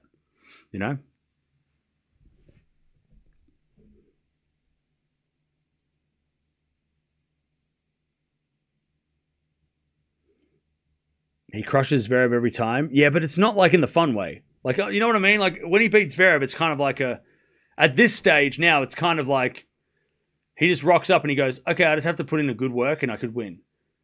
And that's, partly because Zverev doesn't push him, but also partly because Sinner doesn't need to play better than he has to against Zverev. Yeah, Vienna final, yeah, that was quality too. Yeah, high quality. Like, I just want to see, like, that's all I want to see.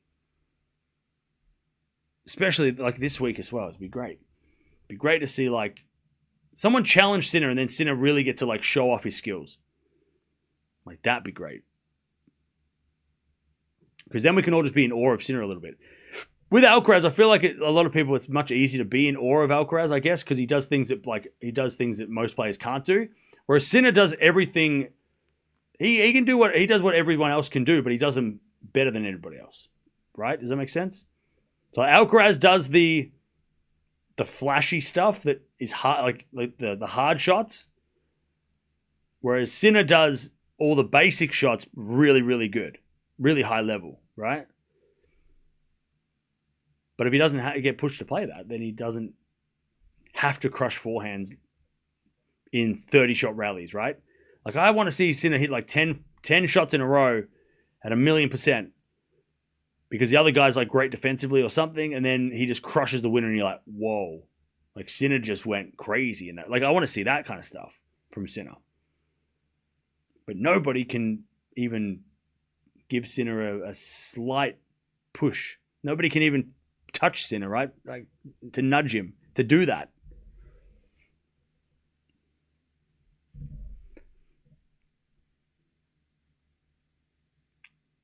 I'm in awe for Sinner, not just because of his game, but his temperament and humility. Yeah. That's great. Can Ruud beat Sinner on clay? No. No. You just remember last year when they played? Ugh. Ruud's got to beat Musetti first. I mean, Ruud's got a long way to go to play Sinner anyway. He's got a crazy draw.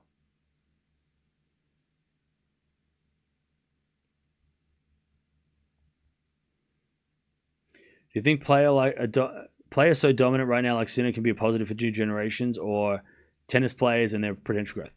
I think it could go two ways, right? One, it could definitely be a positive because it means that everybody's going to have to play better. Like, look at Swiatek, right? Swiatek was dominating in the 2022 season, and it forced everybody to get better. And now we have the WTA where like a lot of players play very high level, right? So it could, Sinner being so good forces everybody to improve their games, make changes, and be better. And then the overall level of competition in 2, 3, 4, 5 years is better because Sinner has been dominant, right? And Alcaraz, right? Or it could have the opposite effect with, which we got with like the Zverev-Medvedev generation, where they could never the competition could never reach that level, so they just all kind of, they didn't give up against them, but they just kind of were like discouraged and scarred to the point of like look at like Fritz versus Djokovic, or or even like Zverev and Medvedev versus, or Tsitsipas versus Djokovic, right? Or Nadal, right? They just were like, they played them and gotten beaten by them so many times that they were just like, I can't do this anymore. I don't know how to do this. So it could go two ways. Like if Sinner and Alcaraz keep kicking in everybody's butt, then everybody's going to get discouraged and be like, well, they're unbeatable. And that's not what we want, right? Not for a tennis tour. That's bad for the tour. Or hopefully everybody goes back to the drawing board and starts, like, Feast and all these young guys, right? Fonseca and Hodar and all these guys. And they go back to the drawing board and they find ways in their game to get better to then compete against those guys. And then in a couple of years, like 3 years, we have this like high level tour where, yes, there's two guys that are ahead of everybody else, but the other guys are super, super good too and super competitive, and they don't have scar tissue and they don't feel, they don't play Sinner and Alcaraz in fear. Like, that would be awesome. And that's what's happening on the WTA, right? We've had that. But I'm a little worried because we've just come from the generation where all the young guys were getting the crap beat out of them and they never recovered. And they don't, even to this day, right? We're looking at these guys like Zverev and stuff, and they're, they are not able to make those breakthroughs even without Nadal and Djokovic and Federer around. You go and you go, oh, maybe it's like because of that, they, you don't want that. Or maybe you do want that. If you're a Sinner and Alcaraz fan, of course you want that. Because you want them to win everything.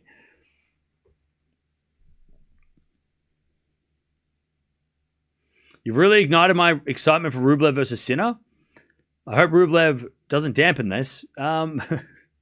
Sorry, my bad. I didn't mean to do that. I could tell you, Rublev better not trip over Basilashvili. No, I just like Rublev and Sinner have played some good matches before, so I don't think they've played any good ones recently. But I don't know. I just think, like they played actually no, they have. They didn't. They played a Roland Garros last year with straight sets, but the last few years they played a couple of competitive 3-setters. Yeah, I don't know. I just think it's something different. By the way, also it's. Rublev plays so different to Zverev, for example, that it would be fun to watch somebody play with the aggression that Rublev has and the attacking shots. And, maybe that forces Sinner to have to play better if he executes. So it'd be really fun to see Rublev play Sinner, somebody that will be in Sinner's face, and not just stand back or not just like rally. Somebody that's going to try and go for the shots.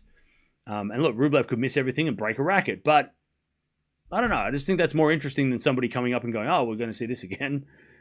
Like, it'd be more fun to see somebody try and hit through Sinner, right? And Rublev has that ability. He has the ability to hit through people. He hits the ball so hard, so it'd be fun. I think it'd be more fun than most of the matches that Sinner's going to play this week against his opponent. Like, it'd be more fun exhibition, more fun opponents for the neutral fans to watch. Was Zverev's win Sinner after loss last game? I don't think so. Name one guy who is constantly in the gym, always training and putting in their real effort to break up Sinner's party. There's no one. Yeah, I don't know. I'm not following the tour on social media and seeing who's in the gym and who's not. But, yeah.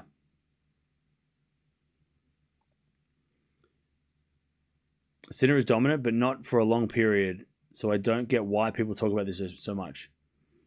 Yeah. I don't think it's just Sinner. I think it's Sinner and Alcaraz, right?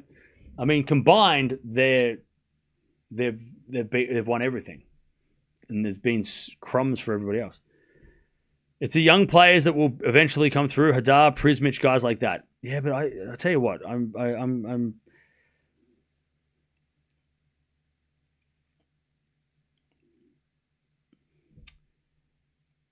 I hope so. But I feel like saying in Miami, Hadar and Prismic were not on the radar.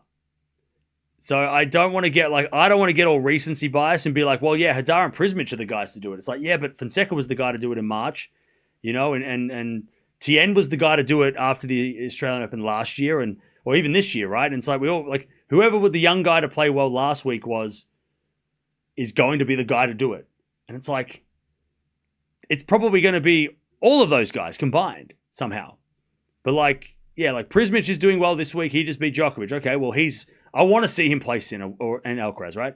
And we've seen Hadar last week and the week before. I'm like, okay, well he could, we saw him play Sinner. Okay, him, and yeah, I just don't want to get in the whole recency bias. And then next week somebody else plays well who's under 21, and we're like, oh, it's Landalucci this week. I don't want to get into that because then we're just kind of like throwing up players every week, and we're like, there's 100 different players you could pick.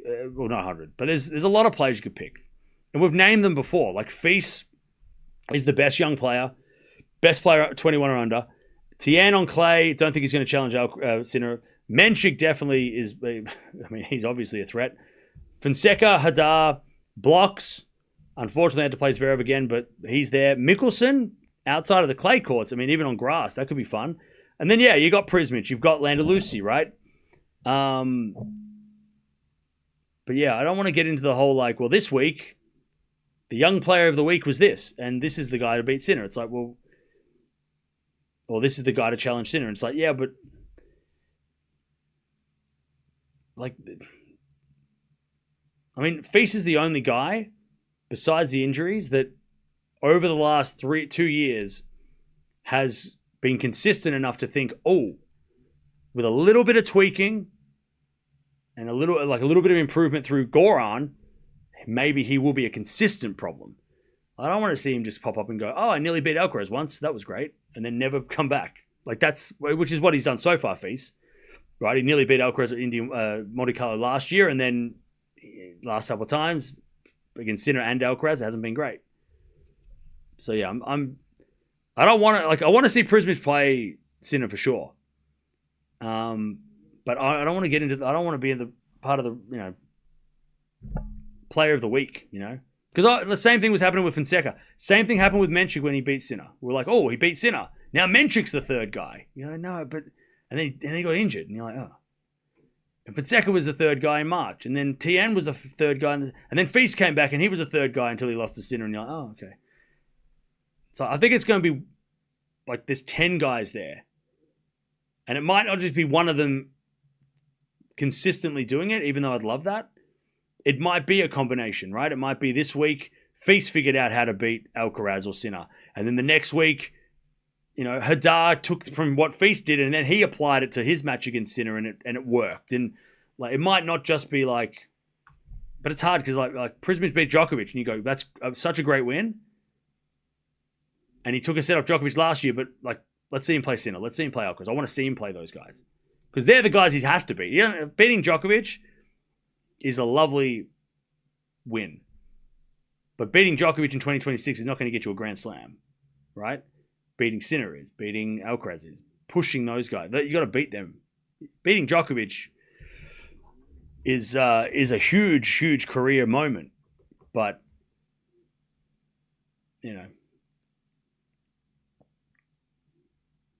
unless Djokovic makes the final and you're in the other side, you got to beat Sinner. And I don't think Prismic and Sinner can play until the final anyway, which sucks. I wish they were in the same half. I wish we got a quarterfinal with Prismic and Sinner and get them playing before a final, because that's a big ask if you're saying, Prismic in his first 1,000 final to take on Sinner, which means he's beaten probably Zverev and maybe Musetti as well. And then he's got to play. Too much to ask of him. And even Hadar's down the bottom. So it's like, Hadar's not even in the same section as Sinner. So that sucks. Right? That stinks too. All the young guys are out of Sinner's way. So we don't even get to see that. Medvedev's losing, by the way. Medvedev served for the match against Novone. Oh no, Prismic has been great on clay. We'll talk about it during the Djokovic match. He's been playing a lot of qualies on clay.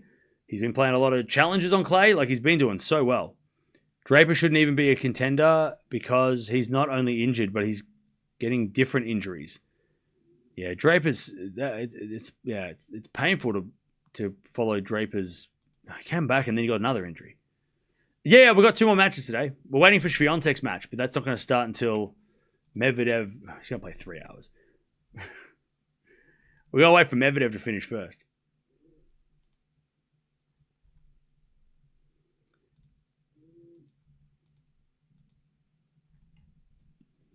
How about Rude? Rude's playing tomorrow. This draw looked so tough for Sinner, but then Menchik, Feast, Shelton, Felix all lost their matches. Yeah, I agree. Even,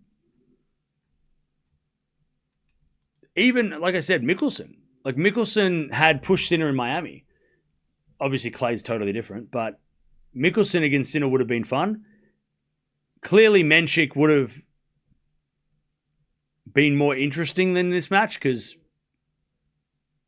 unfortunately, Poppy didn't have the answers.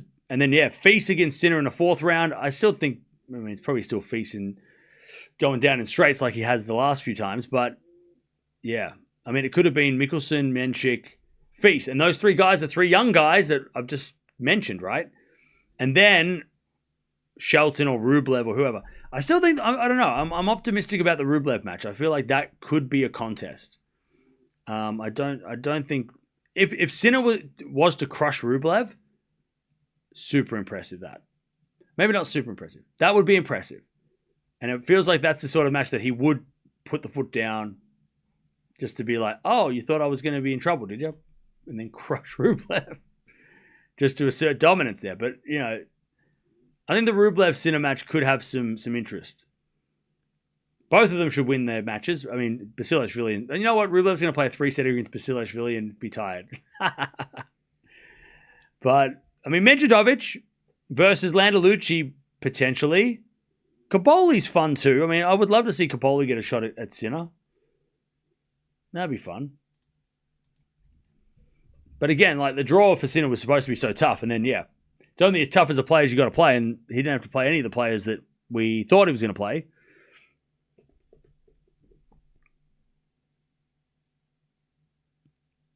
Why does everyone name Feast when Yannick waxed him last week? Well, that's it. Like, I'm less interested to see him play like Feast versus Sinner this week. I would have been less interested than last week, but Feast was playing so well that it was really fun to see him get a shot at the number 1, right? Caboli on clay is more dangerous than FAA. Yeah, but I think Caboli, if he gets to the semifinals against Sinner in good shape, he'll make it entertaining. I don't think he'll win, but could see Rublev match being 4-4 to Sinner, yeah. But I think Rublev will have his moments. Rublev played really well against Alcaraz on the hard courts earlier this season, right? I'm pretty sure he had a set point, right? Against him in Doha. Yeah, the Doha match in that semi-final against Alcaraz. Rublev put on a good fight. He fought well. He lost, but he fought well. And I feel like it could be something like that similar here. He could really, make Sinner work a little bit, which would be fun. Unless Sinner comes in and just, like I said, crushes him.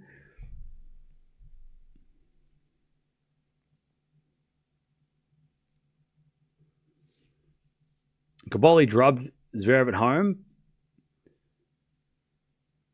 a couple of weeks ago. only to get smashed last week. So he's definitely dangerous, not consistent. Yeah. I mean, Cavalli's going to have to play ridiculous to even get a set off Sinner, but even the worst possible draw to Sinner is still favoured over over a field without Alcaraz. Yeah.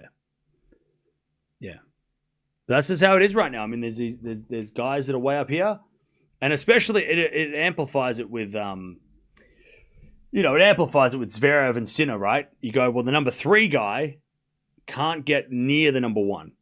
So you're like, well, shit, what hope does the number 30 have?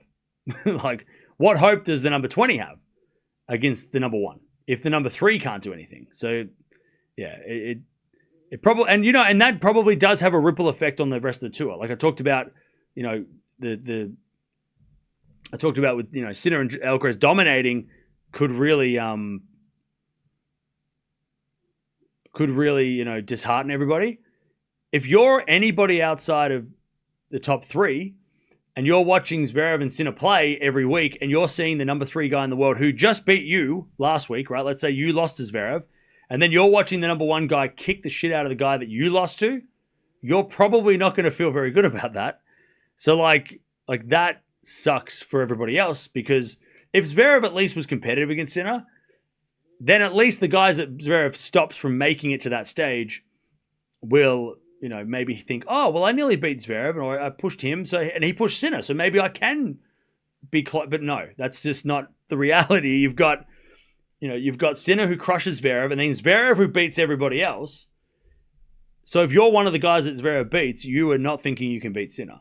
Like you're going to try and think you need to try and think you can, but like if you're losing to Zverev, I mean, blocks versus Sinner is not going to be a great match on clay, considering the Sinner versus Zverev versus blocks, right? Zverev's the gatekeeper. Yeah, well, we've mentioned that a few times the last couple of weeks.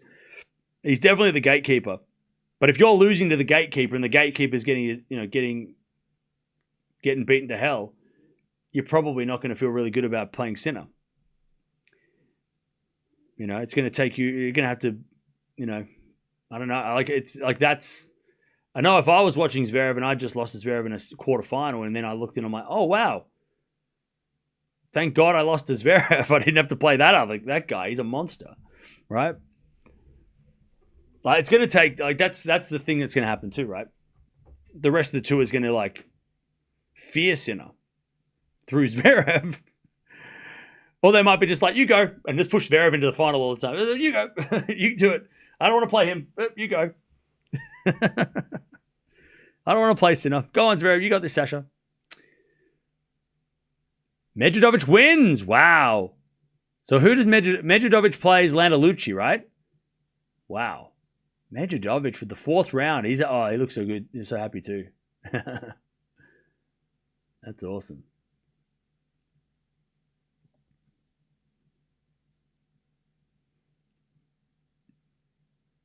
Please no Zverev's in a final. I think Zverev doesn't want Zverev's in a final. Yeah, no, you take the plate. Exactly. Yeah, you take the run-up trophy. It's fine. Djokovic finances him. Go good.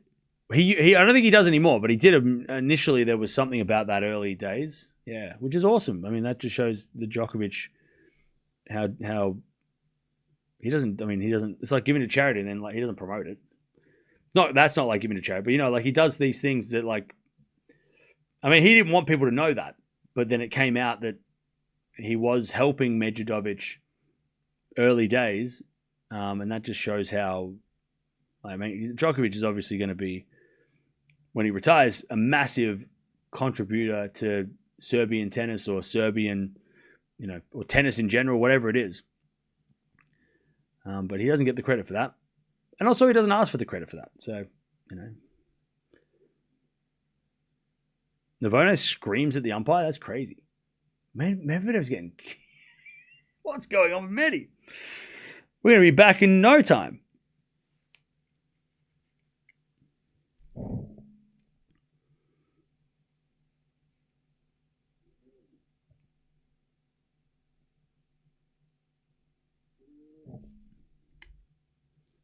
Random question in the regards to the Labour Cup. Do you think Sinner will ever play it? To my knowledge, he hasn't participated yet, where Alcaraz has multiple times. Yeah. He hasn't played it. I've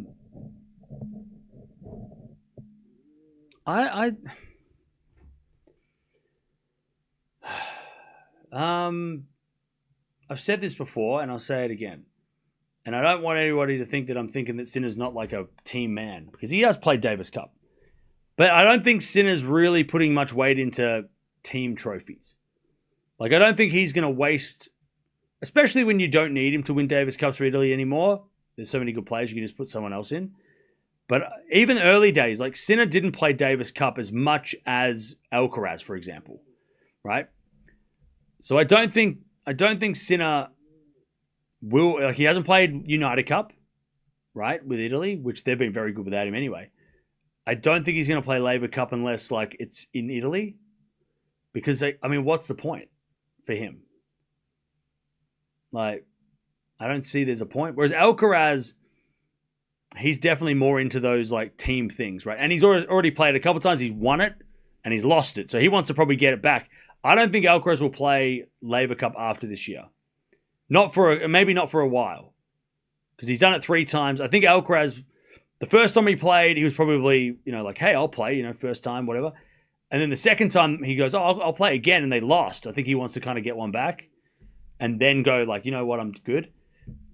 But yeah, I don't think Sinner's that bothered by those team events. Like, he didn't seem too upset by missing Davis Cup, and they still won. So it's like, well, they don't really need him either. That's the scary part about Italian tennis. They don't even need Sinner to win. But yeah, I don't know. He just doesn't really participate in that many of those kind of things. So unless they play in Italy, I'd be pretty surprised if Sinner signed up for the Labour Cup this year or next year. Maybe if they come back around to like Milan or something, he'll play. But yeah, I don't think he sees the point in playing it, especially when he's trying to do so many things in his own career. And plus, he doesn't owe the Labour Cup anything. Like, it's an individual sport. The Labour Cup is not, at this stage, not something that you need on your resume, to be considered the greatest of anything, right? So, yeah. He'll probably play it, though. He will play it, but I just don't think he sees the value in it right now. Well, Sinner didn't play at the Olympics, but that, which was really crazy. But then it also was because he was injured, right? So, and he probably thought at the time it wasn't the best for his body to do. And he's probably thinking, I could play a million Olympics anyway because, I'll just play the next one. He had the flu. Yeah, there we go. He had the flu. Was that after the Wimbledon? Yeah, it was after Wimbledon when he was sick at Wimbledon, right? Yeah, we got Swiatek Osaka coming up after Medvedev.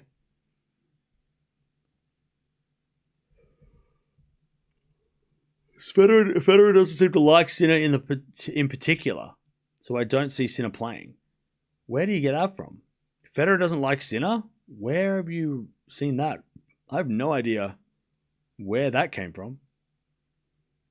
Didn't he endorse Sinner early days and was saying this guy's gonna be world number 1? So I mean, how are you reading this? Sinner, Federer doesn't like Sinner. They don't get along with that well. I don't think I've seen them interact or been in the same area. Nadal endorsed him. Federer definitely endorsed him. Federer definitely said back in 2020, Sinner is going to be world number 1. Federer definitely said that. Federer, not so much. How do you know this? He's made snarky comments about Sinner. Has he? Sinner does not like Djokovic. What? Okay, now we're just... okay. What is this? Have these guys said this? I don't get any of this.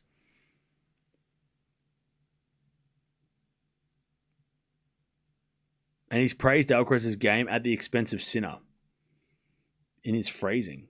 Can you send me that? Because I want to read it. Stop acting like high school gossipers. There you go. Look it up. Federer doesn't like Sinner? Question mark.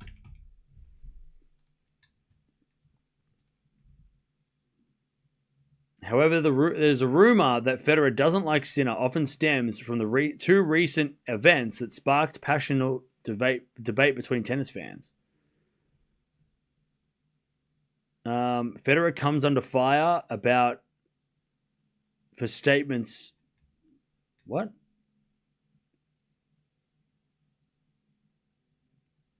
Oh my God, what are we doing?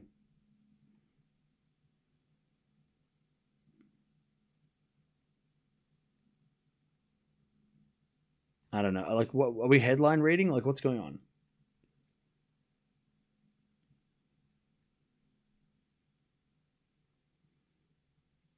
Is it because Federer questioned like the whole Sinner thing?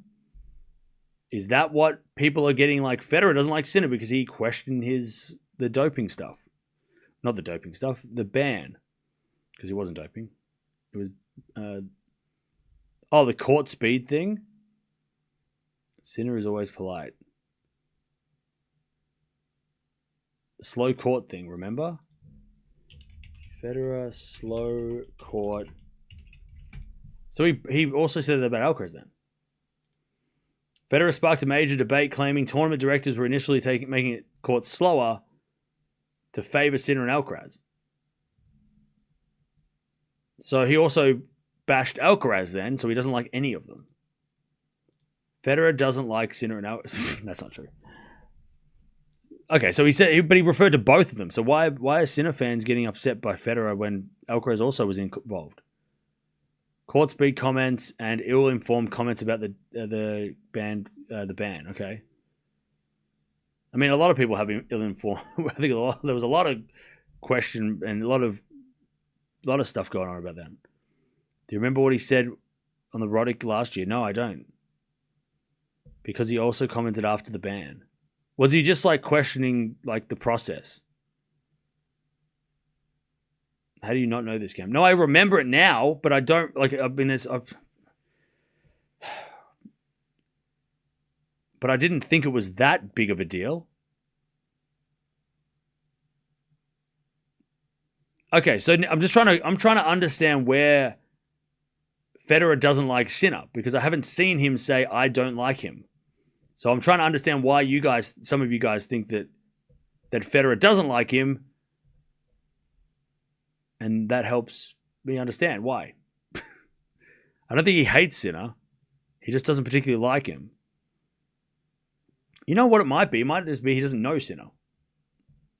So he might just be like, numb to the Sinner. Like he might not have he doesn't have any affiliation with Sinner and he doesn't dislike him. He just does nothing.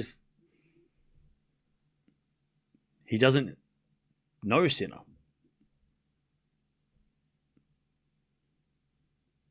He questioned the ITIA process without checking it. Like a lot of people did, to be fair. Okay.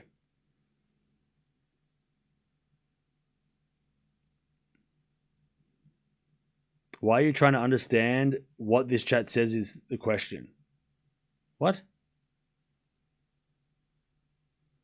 Why am I trying to understand what this chat says is the question? Because this is my community and I'm trying to talk to my community and understand where my community is coming from with some statements. So then I can better understand what they're saying and then I can I can see where they're coming from. That's I think that's pretty normal. Like if you're talking to your friends and they say something and you're like, if my friend said to me, Federer doesn't like Sinner, I'd be like, where'd you get that from? And then I wouldn't just be like, I don't need you. Shut up, idiot. Like I wouldn't, did you say that to your friend? Like, come on now. He doesn't name Sinkeraz directly. Okay. Like I'm trying to find out when did you guys what did Federer say that made you think this? So then I can look at it and go, oh yeah, that was a bit weird. Or I can look at it and go, no, I think he just, I just don't think he knows Sinner and I don't think he knows Alcaraz that well either. Like I think Federer he's not really in tennis. Like Federer kind of just does his own thing and he just comes to Labour Cup. Nadal's always back Sinner.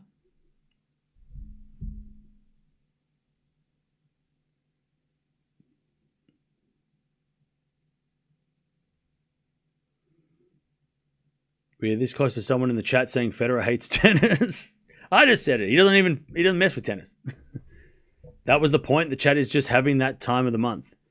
Can you stop telling the chat what they're doing and not doing? Leave them alone. Federer plays golf with Alcaraz. Does Sinner play golf?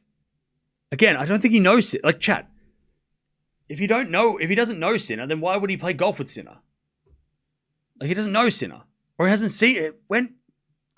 Come on.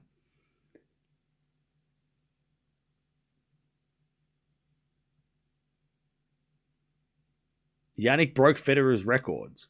No, he didn't. That was Djokovic.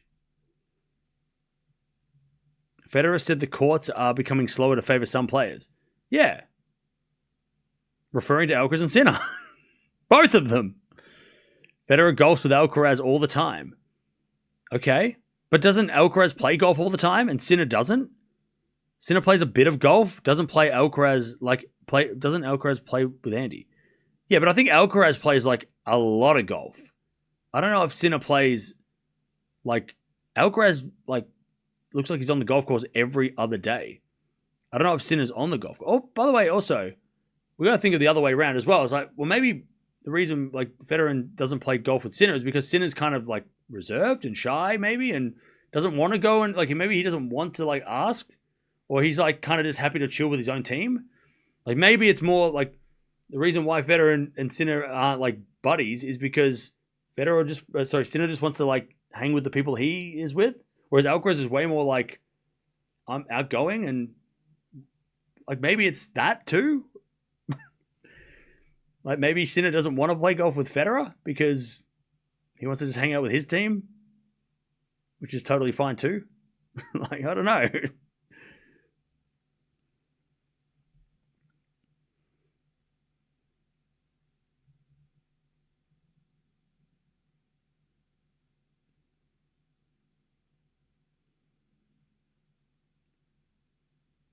I don't know.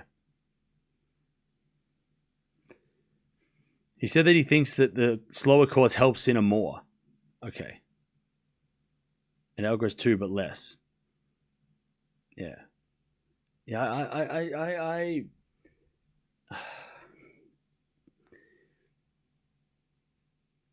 I don't think Federer doesn't like Sinner. I don't think Federer dislikes Sinner.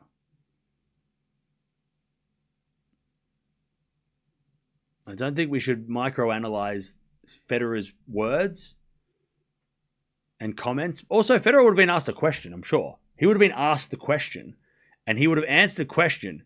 But if we're hypercritical on his answer, and we're reading into it way too much, and we're dissecting every word he said, and then we come to the conclusion that, well, that means he doesn't like Sinner. I think that's a little much. I don't think he dislikes Sinner. He just is around Alcaraz more, for whatever reason.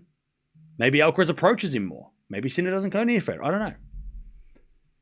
Nadal's on a yacht, so I don't even know if he's even... he keeps his distance from both. I don't know. It just doesn't... I think we're really stretching it if we're saying that, like, Federer doesn't like Sinner because he said a couple of things that may or may not, like, there's a big difference between two people not liking each other. Like Kalinskaya and Ostapenko don't like each other. I don't think Federer and Sinner are there. Like, you know? Like, that's, like, I don't think they know each other.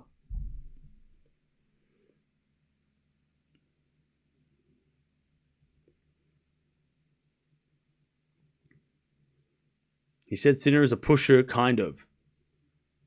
Because I think we like to play on our terms, so I put myself more into Carlos's mindset and skin. Again, all of this stuff that he's saying, I'm not understanding how this means that he hates Sinner. Like, if he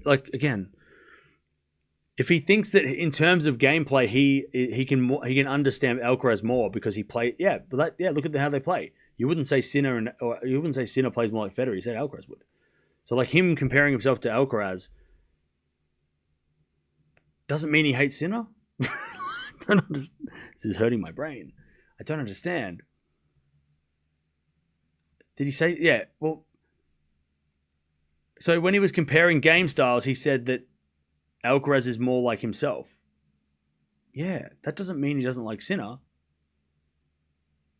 It means that he plays more like. It means that he thinks Alcaraz is more like Federer.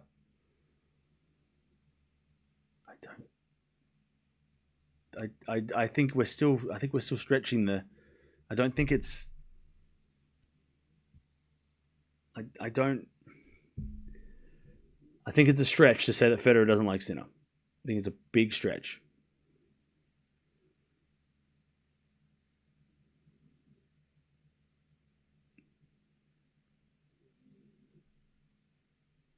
Yeah, also, Alcaraz, I mean, look, Alcaraz also plays the Laver Cup, so he probably has gotten to know Alcaraz better than Sinner, because Sinner hasn't been at the Laver Cup, and that's the only time Federer comes out to tennis. So Federer comments will be subtle because he'll never say it outwardly. But if you know Fed, you can tell.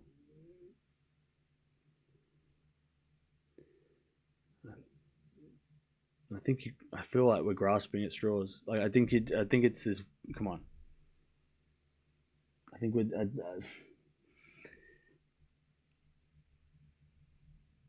Throwing hate at Federer because he apparently doesn't like Sinner because he hasn't said the things that you want to hear is not. It's not right. That's not what it. You shouldn't be. Why are you hating on Federer? Because we're not hating on Federer, but why are you like accusing Federer of not liking Sinner because he hasn't said glowing reviews or hasn't mentioned Sinner as much as you'd like? Like that's different. You like Sinner more than Federer. That's all that matters. Doesn't matter what Federer thinks anyway. There's more than suggests he doesn't like Sinner than vice versa. I don't get it. I just don't think he knows Sinner.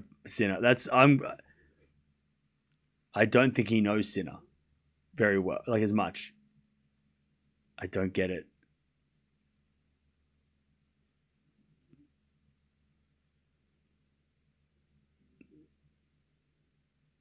We're waiting for Medvedev to finish his match so we can watch Osaka and Swiatek. This whole conversation's hilarious. Yeah, I'm still trying to understand. Like, I would have, if he had come out and said something like, I think Sinner's guilty, I would have been like, oh, yeah, okay, that's crazy. That's a crazy obvious. There's something wrong. There's something there. But for him to like say that his game, Alcaraz plays more like him, and Sinner's more of a pusher. When he says that, I think he means more like Djokovic, maybe, and he didn't want to which makes it sound worse. I guess if you say pusher and then Djokovic, but like, you know what I mean? Like, I think if he's like, I don't know. He said much more positive Alcaraz, but again, I think it's because he knows Alcaraz. Like if Alcaraz does the Laver Cup and he's around Alcaraz more and he's played more golf with him, and he doesn't know Sinner because he hasn't met Sinner very many times, he hasn't seen Sinner, then of course he's going to say more things about Alcaraz because he knows him better. And he's going to say less things about Sinner because he doesn't know Sinner that well.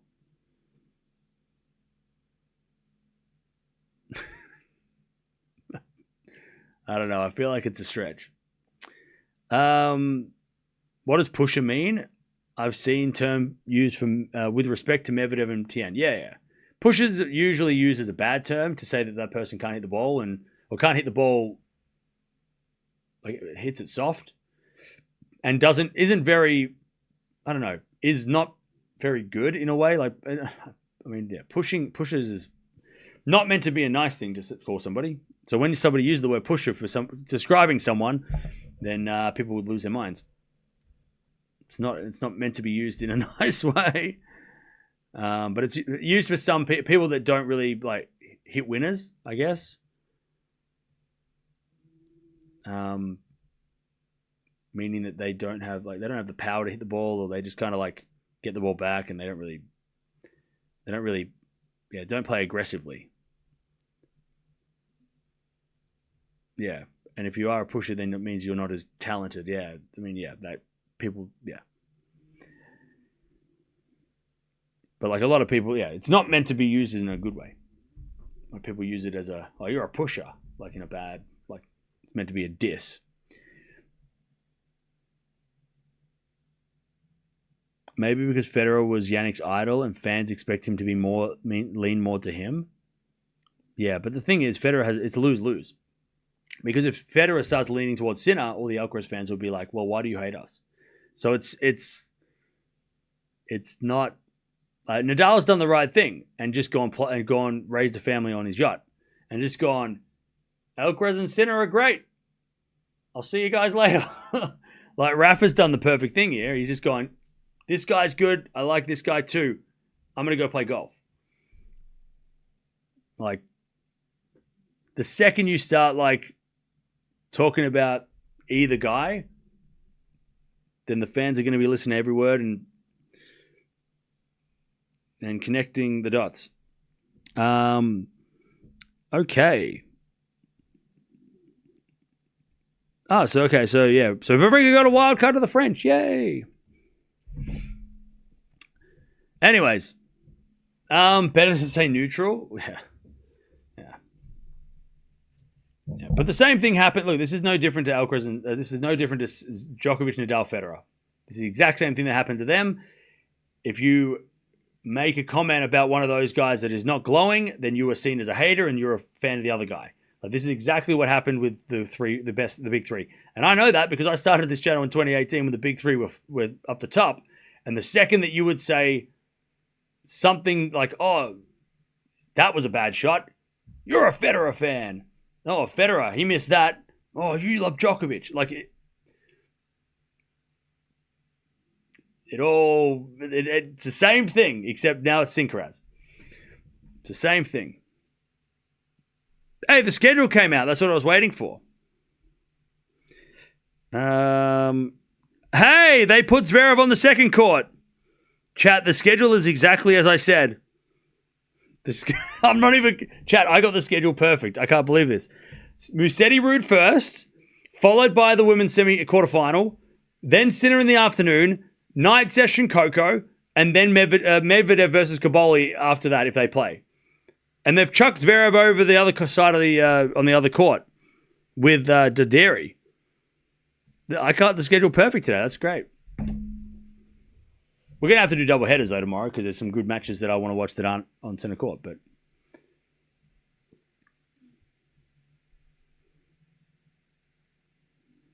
yeah, there's no update on Alcaraz's injury. Hopefully he gets back sooner than later.